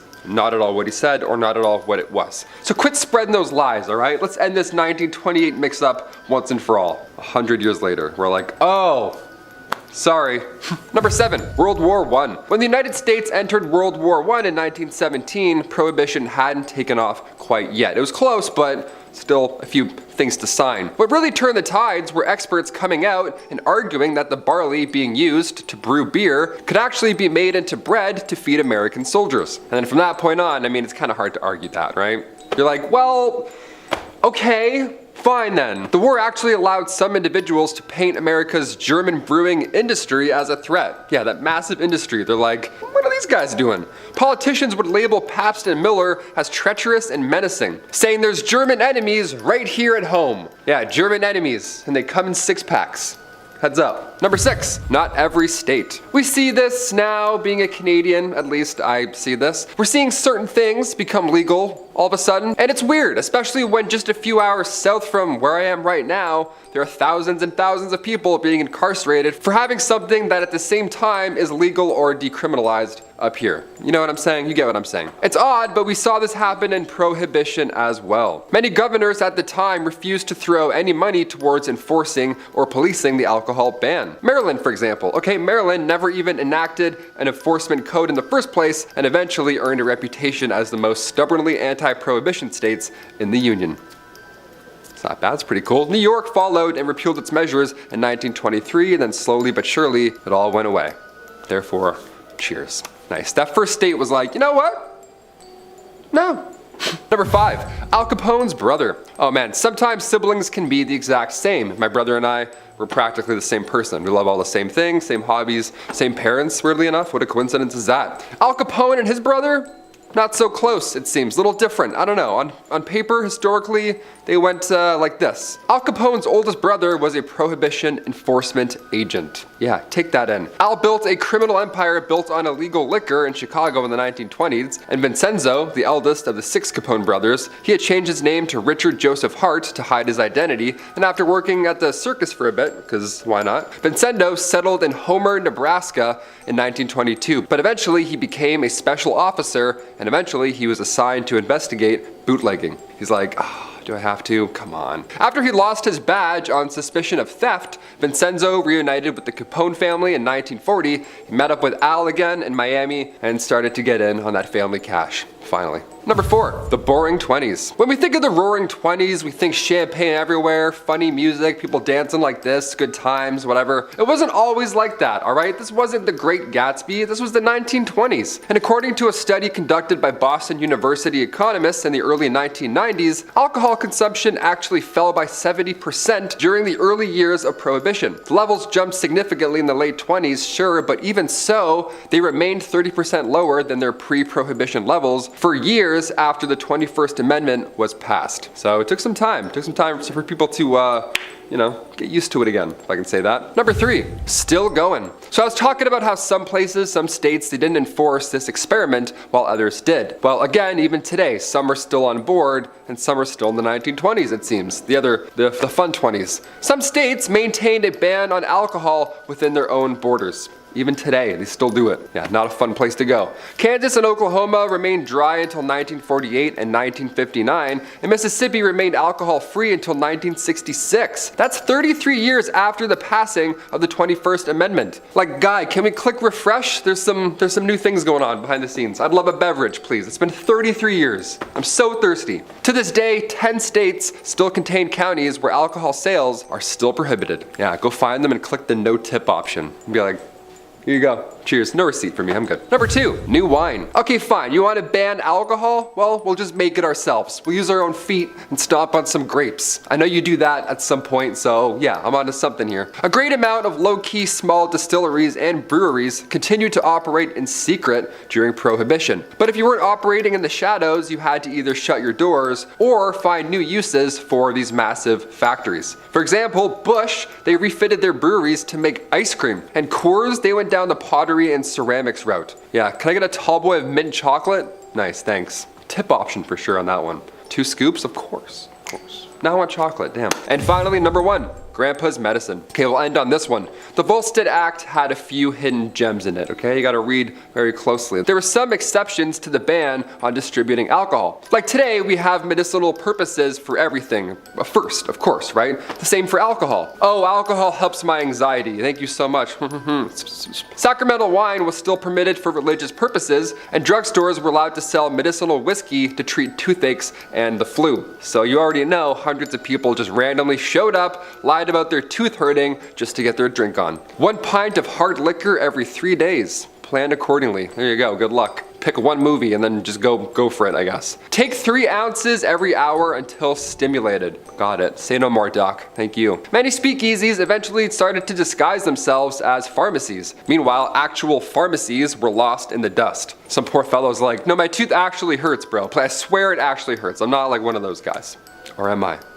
I'll never tell. In our number 10 spot, we have the mosquito experiment. This experiment is truly the most surprising one to me on this list. I cannot believe how many people don't know about this. Apparently, in 1956 and 1957, the US Army conducted a series of experiments on Georgia, Florida, and Savannah, where millions of infected mosquitoes were released into the public in order to see if insects could spread yellow fever. The result? Well, they learned that indeed they can. Of course, course at the expense of the American people's health, as many died, many developed fevers, respiratory problems, stillbirths, and so much more. Allegedly, researchers posed as public health workers and asked people if they needed help in order to get close to them and observe them. Pretty evil in my opinion, and makes you wonder and hope that nothing like that is happening to us right now, but possibly at this moment in time, we are not aware of it. If you're liking this video so far, don't forget to smash that like button, as it will really help us out. In our number 9 spot, we have the Black Death. The Black Death is definitely one of the craziest events in history that is definitely taught about in some schools, but as this was so long ago, it's not as frequently spoken about like World War I and II, for example. It is also known by its other labels, the Great Plague or the Black Plague. And as you can tell by the title, it was a horrible, widespread pandemic that killed from 75 to 200 million people. They say at least half of Europe at the time. It took place in 1346 to 1353. As you can imagine, such a plague during a time where no one could stay indoors and communicate online, there was mass chaos everywhere. People blamed religion, witchcraft, and anything they could blame. There's a very famous painting by the name of The Triumph of Death by Peter Bruegel that is supposed to be depicting the chaos of that time. There is so much death and things on fire, the painting is truly haunting to look at. In our number 8 spot, we have government testing.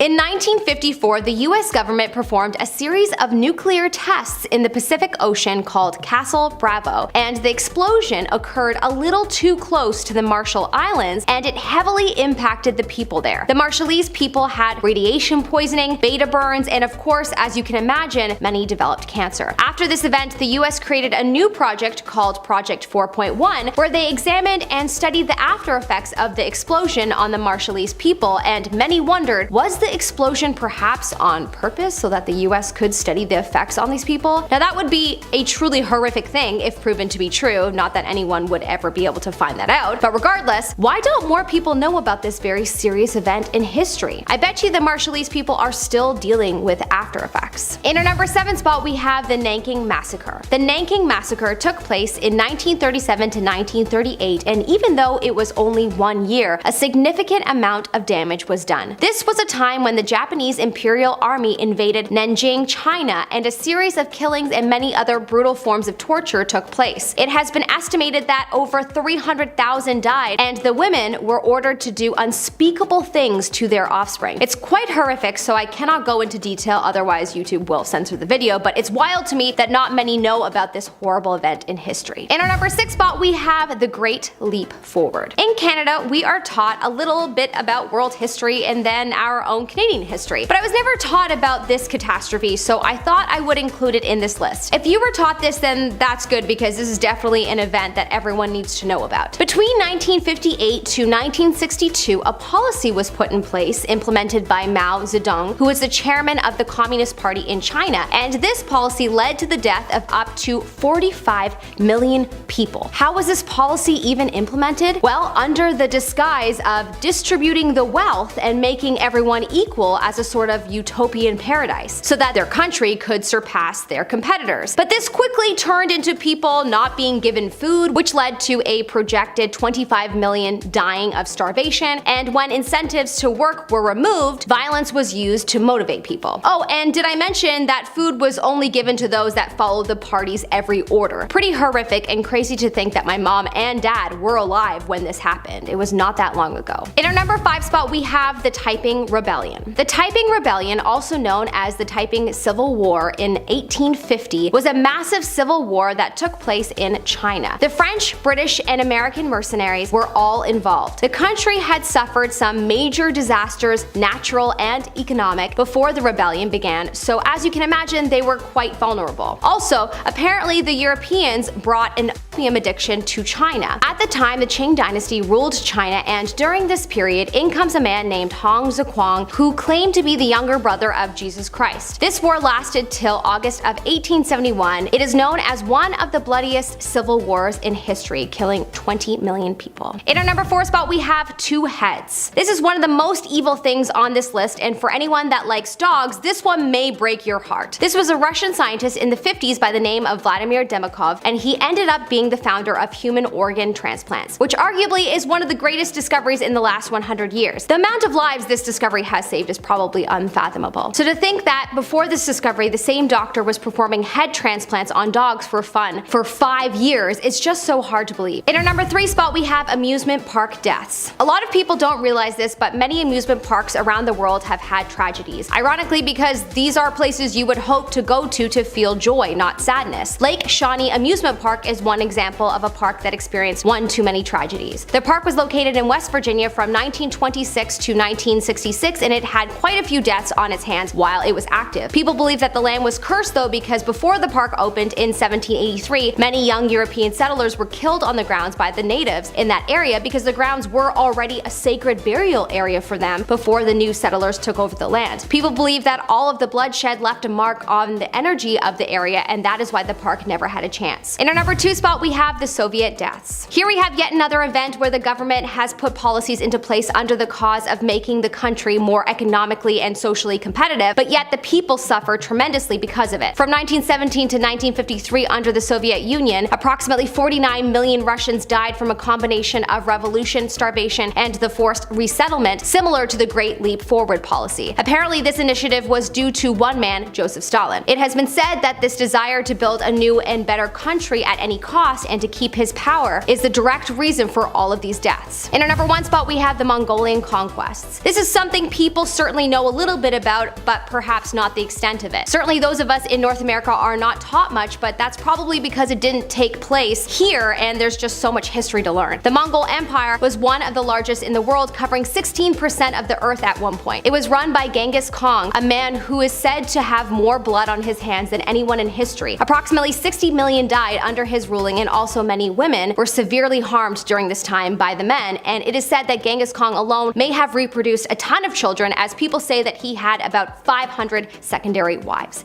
Starting off this list in our number 10 spot, we have Heraclitus of Ephesus. Heraclitus of Ephesus was an ancient Greek philosopher who helped push the notion that the universe is in constant change, as well as the unity of opposites, where the universe is a system of balanced exchanges. This is all fine and well, but where things get troublesome is in his own personal life. Heraclitus was a misanthrope, and his dislike for humankind led him to having long stretches where he was quite isolated. He would wander through the wilderness alone, surviving on plants and other things that he could scavenge. In the end, he came down with a pretty terrible and painful illness called dropsy, which is an accumulation of fluid underneath the skin. Doctors were unfortunately unable to help him, so he took matters into his own hands. He decided to cover himself in cow dung under the belief that as it dried, it would draw the moisture out from under his skin. This could have been a genius idea, albeit super gross, but things took a very, very dark turn. Covered in the dung, he laid out in the sun to dry, but the dung created a body cast and it left him unable to move. This inability to move also left him unable to shoo off the pack of wild dogs that ended up surrounding him.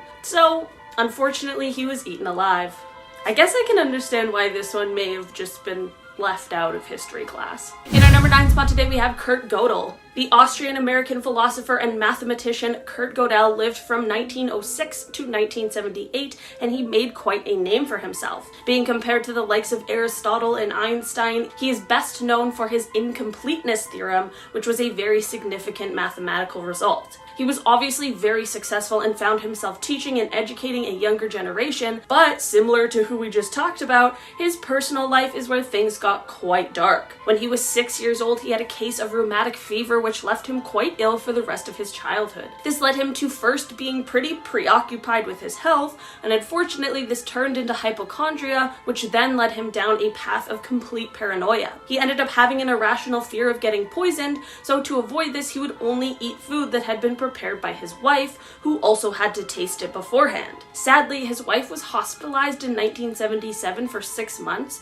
which obviously left her unable to prepare food for him. I'm not exactly sure why he couldn't just prepare the food himself, but during this period he refused to eat, which eventually led to him starving to death. In our number 8 spot today, we have prohibition poisoning. I'm sure most of us learned about the prohibition at some point in school, which of course was the outlaw of the consumption of alcohol, which was done with a ban being placed placed on the production, importation, transportation, and sale of alcohol by the US government from 1920 to 1933, but it is just as well known that this ban certainly did not stop people from producing or consuming alcohol. It was just done in sneakier ways. The black market for alcohol was booming as people began to drink redistilled industrial alcohol instead. This is all pretty well known, but one super sketchy thing that is definitely less well known is something that government agencies did to curb the black market sales of alcohol. Basically, they poisoned the industrial alcohol that was being repurposed for drinking. And not just poisoned in a way where the drinker would get sick, which is already horrendous enough,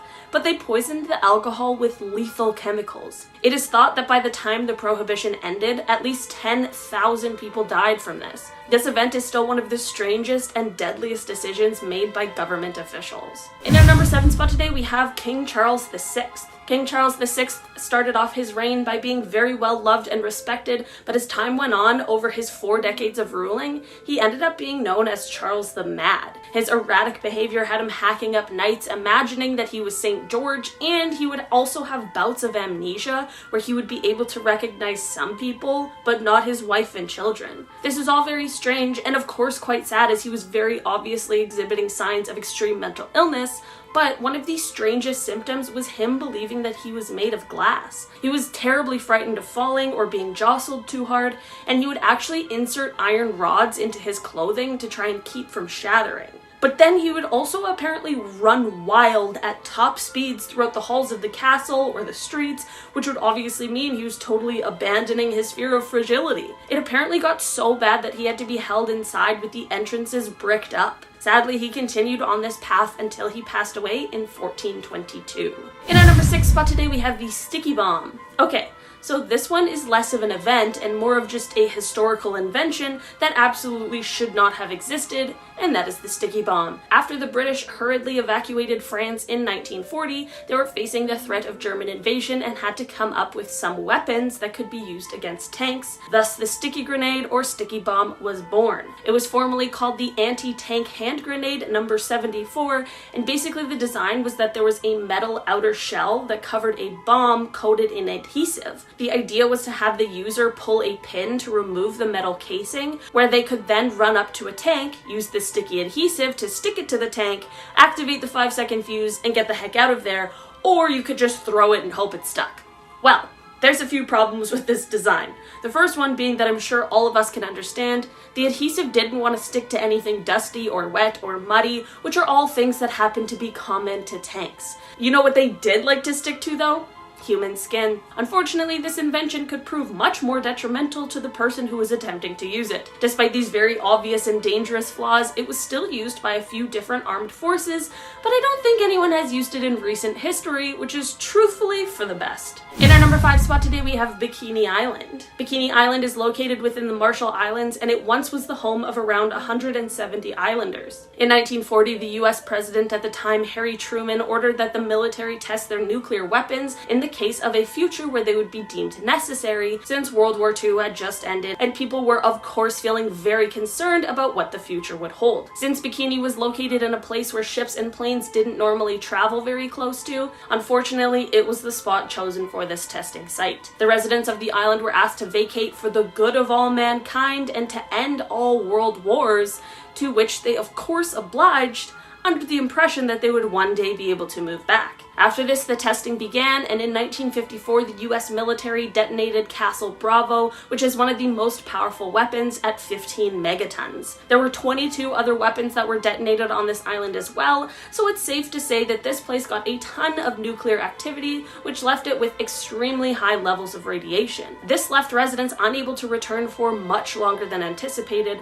with the first returning in the 70s. But of course, shortly after these poor people moved back, they realized that the island still had totally unsafe levels of radiation, making it still unfit to live on, which has left it still uninhabited. In our number 4 spot today we have Mansa Musa. Mansa Musa was a deputy to the ruler of the Mali Empire, but when the ruler went missing while on a sea voyage to find the edge of the Atlantic Ocean, Mansa Musa became the ruler in 1312. During his rule, European nations were really struggling due to civil wars and a lack of resources, but the Mali Empire was flourishing because of their abundance of resources like gold and salt. Under his rule, the empire grew to take up a large portion of West Africa as he conquered 24 cities and their surrounding districts. At the time, Mali was one of the top producers of gold in the entire world, which left Mansa Musa as one of the wealthiest historical figures ever. One of the most well-known events during his rule was his pilgrimage to Mecca. This journey took place from 1324 to 1325,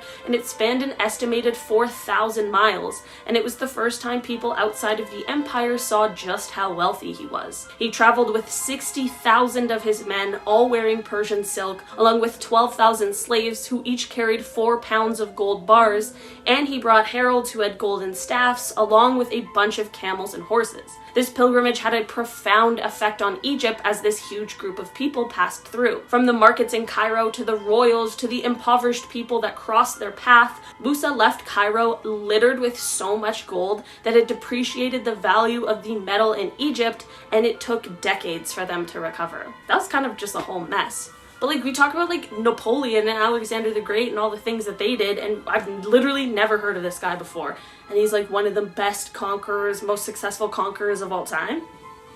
Seems suspicious. In our number 3 spot today, we have the hostage crisis. In 1980, America saw Ronald Reagan win the presidential election over the former president, Jimmy Carter, but there was a crisis going on that was taking the attention of Americans everywhere. The Iran hostage crisis is well known in American history, and it began on November 4th, 1979, when 52 American diplomats and citizens were held hostage after a group of militarized Iranian college students took over the US Embassy in Tehran. The 444 days these Americans were held hostage is something I'm sure a lot of Americans learned about at some point or another, but the release of the hostages is what sometimes gets a little more murky in the history books. The hostages were released on January 20th, 1981, which was the day that Reagan was inaugurated. There were people who believed that the hostages were released because Reagan was simply just more powerful than Jimmy Carter. Basically, what I'm trying to say is that Reagan received a ton of credit for the release of the hostages, but truthfully, it barely had anything to do with him.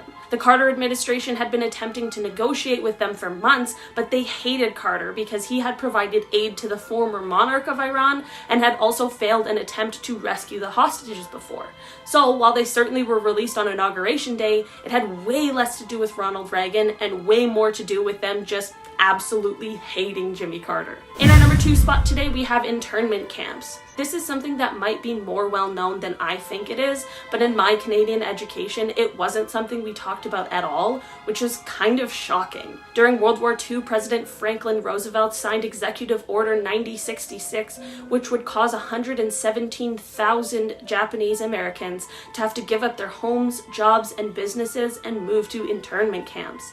This was due to the fear of espionage after Pearl Harbor. This was truly one of the worst violations of civil rights in the 20th century, and the government didn't apologize for it until decades later, but they cited national security as the justification for their actions. Unfortunately, this was only the beginning as other countries began to follow suit, with Canada, Mexico, Peru, Brazil, Chile, and Argentina all having their own versions of this same kind of atrocity. It is very surprising to me that this is something that isn't discussed more often, as it of course is something that would prove detrimental to the Japanese American community for decades to come. In our number 1 spot today, we have the Triangle Shirtwaist Factory Fire. New York City's Triangle Shirtwaist Factory Fire in 1911 was an unbelievably terrible incident that led to changes being made for factory workers in America. The Triangle Shirtwaist Factory was located on the 8th, 9th, and 10th floors of a building in Greenwich Village, and it of course was where shirtwaists were made, which we would now call a woman's blouse.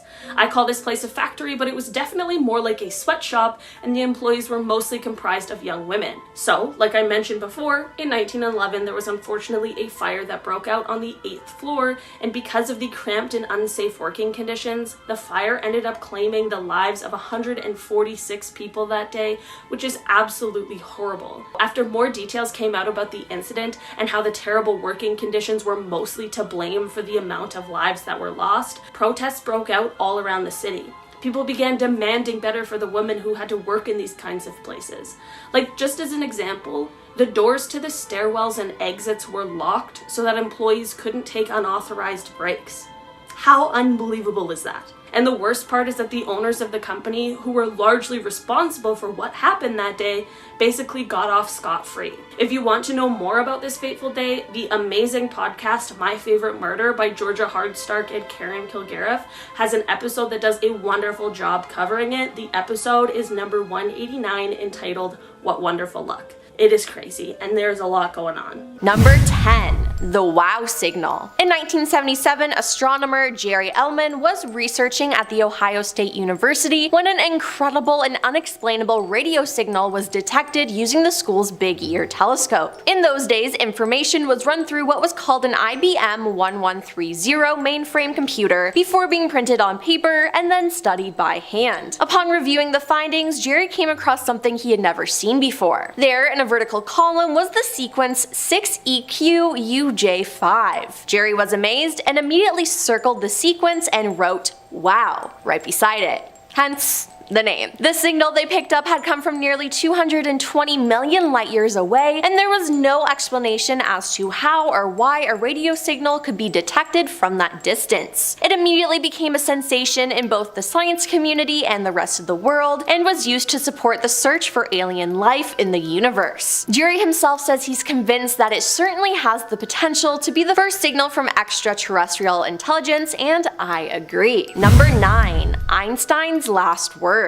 Albert Einstein was a German-born theoretical physicist, widely acknowledged to be one of the greatest and most influential physicists of all time. Einstein is best known for developing the theory of relativity, but he also made important contributions to the development of theory of quantum mechanics. Einstein passed away at Princeton Hospital, New Jersey on April 18, 1955. He died because of internal bleeding caused by a rupture of an abdominal aortic aneurysm. Einstein knew he was going to die, as he refused treatment because he didn't believe in prolonging life artificially. There was a nurse present at the time of Einstein's death, and she actually heard him mutter something, but she didn't know exactly what it was, as she couldn't understand German. Maybe Einstein revealed an incredibly important realization, or he just said goodbye to the world in his native language. But guess what? We'll never know, and this will be one mystery that can't be solved. Number 8. Genghis Khan burial site. Genghis Khan was the founder and first Khagan of the Mongol Empire, which later became the largest adjoining land empire in history. Having spent the majority of his life uniting the Mongol tribes, he launched a series of military campaigns which conquered large parts of China and Central Asia. He achieved everything he wanted, but the emperor died during the fall of Yinchuan, which is now part of China. The reasons for his death are unclear, as well as the place he was buried in. Researchers think it might be somewhere in the vicinity of the Mongol sacred mountain of Burkhan Khaldun in current northeastern Mongolia. According to legend, he asked to be buried without markings or any sign, and after he died, his body was returned to present-day Mongolia. Marco Polo wrote that even by the 13th century, the Mongols did not know the location of the tomb. Another folkloric legend says that a river was diverted over his grave to make it impossible to find. Other tales state that his grave was stamped over by many horses, that trees were planted over the site, and that the permafrost also played its part in the hiding of the burial site, but to this day, we still don't know where it is. Number 7. City of Atlantis. Writing in the 4th century BC, the Greek philosopher Plato told a story of a land named Atlantis that existed in the Atlantic Ocean and supposedly conquered much of Europe and Africa in prehistoric times. In the story, the prehistoric Athenians strike back against Atlantis in a conflict that ends with Atlantis vanishing beneath the waves. While no serious scholar believes that the story is literally true, they have speculated that the legend could have been inspired in part by real events that happened in Greek history. Many believe that the lost city of Atlantis story was an allegory created by Plato to illustrate the dangers of hubris and greed. In contrast, others point to evidence of ancient cultures in the Mediterranean that could have been connected to Atlantis. This story has captivated people's imaginations for centuries, with theories about its location ranging from a sunken island near the Azores to civilization in Antarctica. Despite extensive research and exploration, the truth behind Atlantis remains unknown, unknown, and the mystery may never be solved. Whatever the truth, the lost city of Atlantis will likely remain a mystery for generations. Number 6. Jack the Ripper. Jack the Ripper was an unidentified serial killer active in and around the Whitechapel district of London, England in the autumn of 1888. Attacks ascribed to Jack the Ripper typically involved a female night worker who lived in and worked in the East End of London. Their throats were cut prior to abdominal mutilations, and the removal of internal organs from the last 3 of the victims led to speculation that Jack had some anatomical or surgical knowledge. Rumors that the deaths were connected intensified in September and October 1888, and numerous letters were received by media outlets and Scotland Yard from individuals claiming to be responsible. The From Hell letter received by George Lusk of the Whitechapel Vigilance Committee was allegedly sent from Jack the Ripper, and it came with a half-preserved human kidney, reportedly taken from one of the victims. Now, most of the reports done by the police were destroyed during World War II, but what from remains, we are able to learn that more than 2,000 people were interviewed, upwards of 300 people were investigated, and 80 people were detained. However, there was no conclusion to who the killer was. But to ease your minds, Jack the Ripper has to be dead now, so no worrying about him. Number 5. Tomb of Cleopatra. Ancient writers claim that Cleopatra VII and her lover Mark Antony were buried together in a tomb after their deaths in 30 BC. The writer Plutarch wrote that the tomb was located near the Temple of Isis, an ancient Egyptian goddess, and was lofty and beautiful monument containing treasures made of gold, silver, emeralds, pearls, ebony, and ivory. But the location of the tomb remains a mystery. In 2010, Hazay Hawass, Egypt's former antiques minister, conducted excavations at a site near Alexandria which contained a number of tombs dating to the era when Cleopatra ruled Egypt. While many interesting archaeological discoveries were made, Cleopatra VII's tomb was not among them, he reported in a series of news releases. Archaeologists have noted that even if Cleopatra's tomb does survive to this day, it may have been heavily plundered and unidentifiable, so it seems like nobody will be finding that treasure anytime soon. Number 4. The Copper Scroll. The Copper Scroll is one of the most mysterious artifacts in history. It was discovered among the Dead Sea Scrolls in 1952 and is believed to be around 2,000 years old. The scroll consists of 2 copper sheets covered with a text written in ancient Hebrew script. It contains a list of 64 items or locations of hidden treasure, including gold and silver coins, sacramental vessels, and other valuable items. The scroll is not only remarkable because of its age, but also because it is the only known ancient text written on metal. This means that it has been preserved much better than other scrolls that have degraded over time. Now, despite its incredible age, many items on the list remain a mystery, and their locations have yet to be discovered. There have been many attempts to decipher the Copper Scroll, but no one has been able to make sense of it.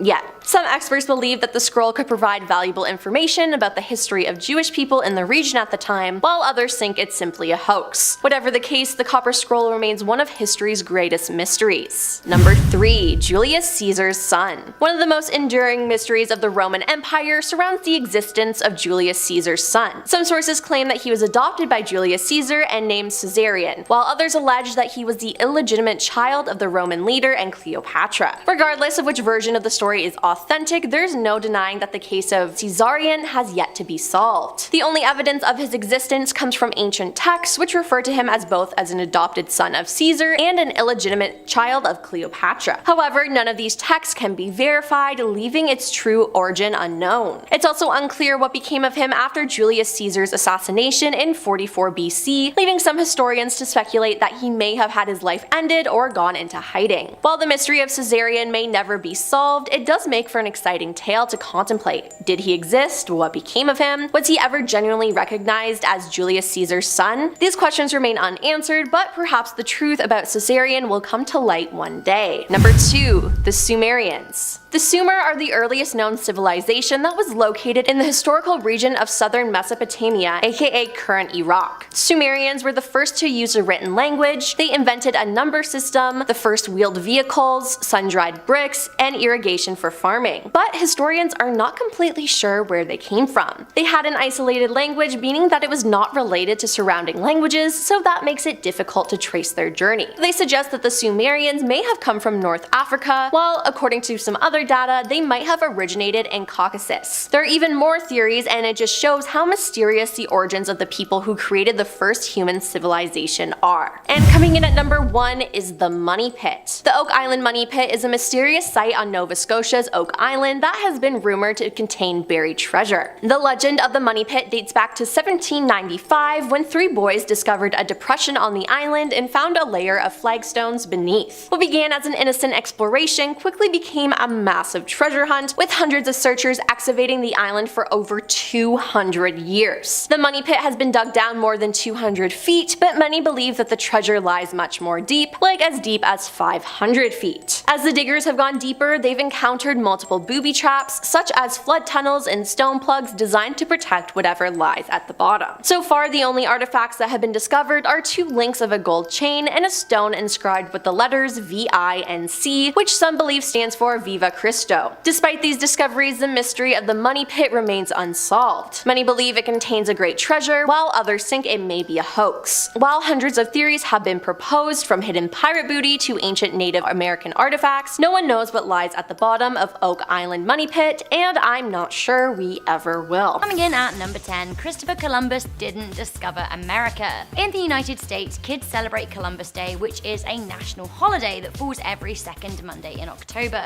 Now, the holiday is given to celebrate the discovery of the New World, but in actuality, Columbus not only didn't discover the United States, he never set foot there. 1, obviously it's hard to discover a place that is already being lived in, and 2, once again, he never went there. He took 4 separate trips, starting in 1492, and the first trip saw him land in the Bahamas, and after that he explored Central and Southern American coastlines. There is some evidence to suggest that actually the first explorer from the east to discover the shores of the States was a Norse explorer called Leif Erikson. Nonetheless, Chris still gets his own day. Does this guy deserve a holiday? No, he doesn't. Columbus is celebrated in history as a brave and noble explorer, but in reality, not only was he awful to the indigenous people, he also raped them, including the children. He would often give his lieutenants sex slaves and wrote that girls from age 9 to 10 years of age were the most desirable. Disgusting. Coming in at number 9, Vikings didn't actually wear horned helmets. I recently went to the Viking exhibition in Toronto at the Royal Ontario Museum, and I learned that actually, do you know what?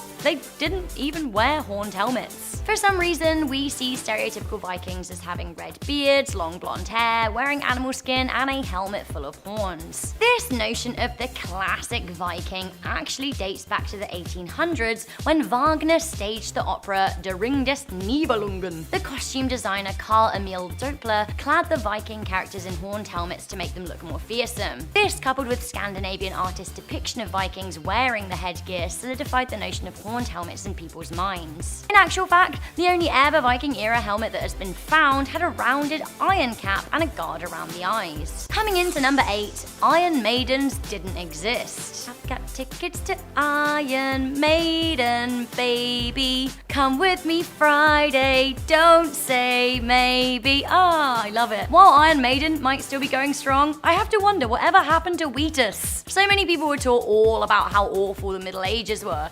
Inbreeding, poor sanitation, terrible dentistry, and savage torture. While it is true that people were killed in nasty ways, the rumors about the Iron Maiden device simply aren't true. Iron Maidens were said to be coffin-like boxes with nails in the bottom and the top. Now, people were supposed to have been slotted in the middle, the box was shut, and then, well, ow, barbecue skewered everywhere. People were pierced and they were left to bleed out, apparently. Now, to me, this just sounds like classic medieval brutes at work, except it wasn't true. In 1793, Johann Philipp Siebenkees reported an Iron Maiden being used to execute a coin forger on August the 14th, 1515. However, this was some original fake news. After the instrument was reported, life imitated art, and a replica torture device was made in the 1800s. In itself, it became a relic. Saddam Hussein even had one made to torture Iraqi Olympians who didn't perform well. Hands up if you're glad he's dead. Coming in at number 7, George Washington's teeth weren't made of wood. No, They weren't wooden. To be honest though, the thought of wooden teeth does make me feel deeply unsettled. Gums and splinters and So basically, good old George had bad old teeth. In order to look more presidential, he wore dentures, although somewhere along the line, myth took hold and people started thinking that he wore wooden falsies. The truth behind his teeth is actually arguably way wilder. Historian John Smith Jr. said that his dentures were actually, over the course of his lifetime, a combination of human teeth, bone, and ivory from a hippo. What? So what started the wooden teeth rumor? Well, possibly, according to Smith, ivory and bone both have hairline fractures in them. These normally can't be seen, but George Washington loved Madeira wine, a red wine that started to stain his teeth. Now, the thin fractures in the bone started to darken even more than the rest of the tooth, making them look like a grain in a piece of wood. Coming in at number 6, Napoleon wasn't short. History has done Napoleon a little bit of a disservice. While history favours the Frenchman as an adept conqueror, it also paints him as a bit of a shorty. A lot of people discuss the Napoleon complex, or little man syndrome, basically referring to small dogs with big barks. The myth seems to come from a discrepancy between the British and French measuring systems at the time. Napoleon was said to be 5'2" when he died in 1814, so that's my height, which is pretty short. However, it does seem that the French units were a little different, and actually 5'2" to the French was over 5'6" in British measurements, making him 167 centimeters. Now still, this isn't very tall for a man, but way more average in the 1800s. Perhaps it served British propaganda to paint the military genius as small and defeatable. According to historians, Napoleon did like to surround himself with taller soldiers, which I suppose made him look short in stature. Coming in at number 5, Cinco de Mayo isn't Mexican Independence Day. Mexicans out there are aware of this fake news, but the rest of the world does seem to think that Cinco de Mayo is Mexican Independence Day. Now actually, Cinco de Mayo is a huge celebration in North America, especially because of the population of Spanish speakers, most of which live around the border states. Cinco de Mayo celebrations aren't just for those with Mexican ancestry. Americans and Canadians love a good excuse for a marg and avocado, don't we all? Either way, Cinco de Mayo is not, contrary to popular belief, a celebration of Mexican independence, but instead, it's a party celebrating the success of the Battle of Puebla. Basically, in 1861, France got angry that Mexicans owed them money and they'd stopped paying them back. Emperor Napoleon decided to invade in the Battle of Puebla, and it took place on the 5th of May, Cinco de Mayo, 1862. Despite the French armies outnumbering the Mexicans 2-1, Mexico still won the battle. So basically, Cinco de Mayo is a celebration of not paying debts and then pummeling the bailiff. Whatever works. Mexico does actually have their own Independence Day. It's the 16th of September. Coming in at number 4, no, medieval humans didn't die age 30. It seems like actually people in medieval times lived longer than we were necessarily taught they were in school. We would be taught that life expectancy in the Middle Ages was roughly between 30 to 40 years of age. Now that statistic turns out to be wildly skewed by the infant mortality rate. At the time, around 50% of people died before the age of 10. I think this is why people had so many children, because basically only half of them were expected to live. With the mortality rate bringing down the average age, while it's accurate to say that of all the people born in medieval times, the average lifespan was 30 to 40, those who did manage to avoid infant mortality and live on to adulthood were much more likely to live until they were 60. Yes, things like illnesses and disease were wider spread and workplace accidents were more likely to occur, but a human's biological clock did not stop in their late 30s. This came as a shock to me. At number 3, vomitariums are fake news. So apparently the Romans didn't have lavish feasts in which they would eat until they were sick and then eat some more. I mean, they might have been sick because they were so sloshed, but they didn't have rooms for vomiting. That's right, it is time to purge this myth. While Romans have continually been referred to as opulent gluttons, there is actually no evidence to suggest they had special rooms for vomiting. While the word vomitorium was around in Roman times, it actually refers to a passageway in an amphitheater that allowed crowds to spew forth. Those funny Romans definitely had a way with words. Roman writer Seneca did say that slaves would clean up after the vomit of drunks at feasts, which is probably where the reality and myth were confused. Over time, the word vomitorium and the idea of Roman lavishness were merged. Coming in at number 2, the Great Pyramids of Egypt weren't built by slaves. Any of us who have studied a little bit of Egyptology are probably aware of this supposed fact,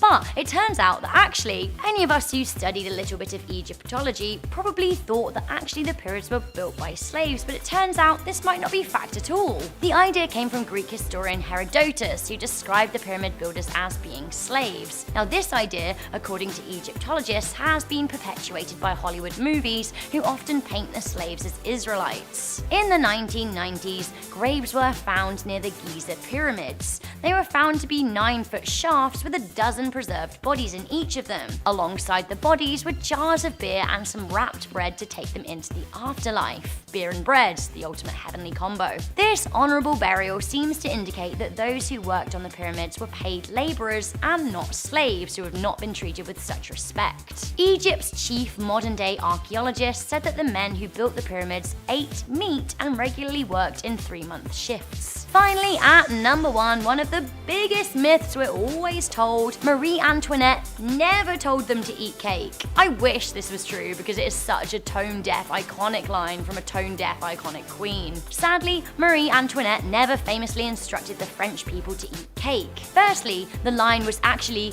"Qu'il mange de la brioche," which means let them eat brioche. Brioche, of course, is a sweet cake-like bread, but not a cake. As a food lover, it really is important to differentiate between the two. A cake for me hits the spot, brioche, meh, it's just a breakfast. Secondly, there is some doubt as to whether she even said that at all. While historians agree that the French queen consort was an ostentatious fool, they don't agree on her delivering the callous phrase. Historian Lady Antonia Fraser says that despite her lavish lifestyle, Marie was a sensitive queen towards the population of France. Others highlight that actually the let them eat cake story was a bit of an urban legend of the day. Marie Therese, a Spanish princess who married into the French royalty in 1660, was said to have suggested that the French people eat the crust of the pâté. Now this was long before Antoinette was said to have delivered her brioche line in 1789. Again, philosopher Jean-Jacques Rousseau told the pâté story about a princess who uttered the words, but he wrote this in 1766 when Antoinette was just 10. While this is a good story, it seems unlikely that Marie Antoinette ever said the words so infamously assigned to her character.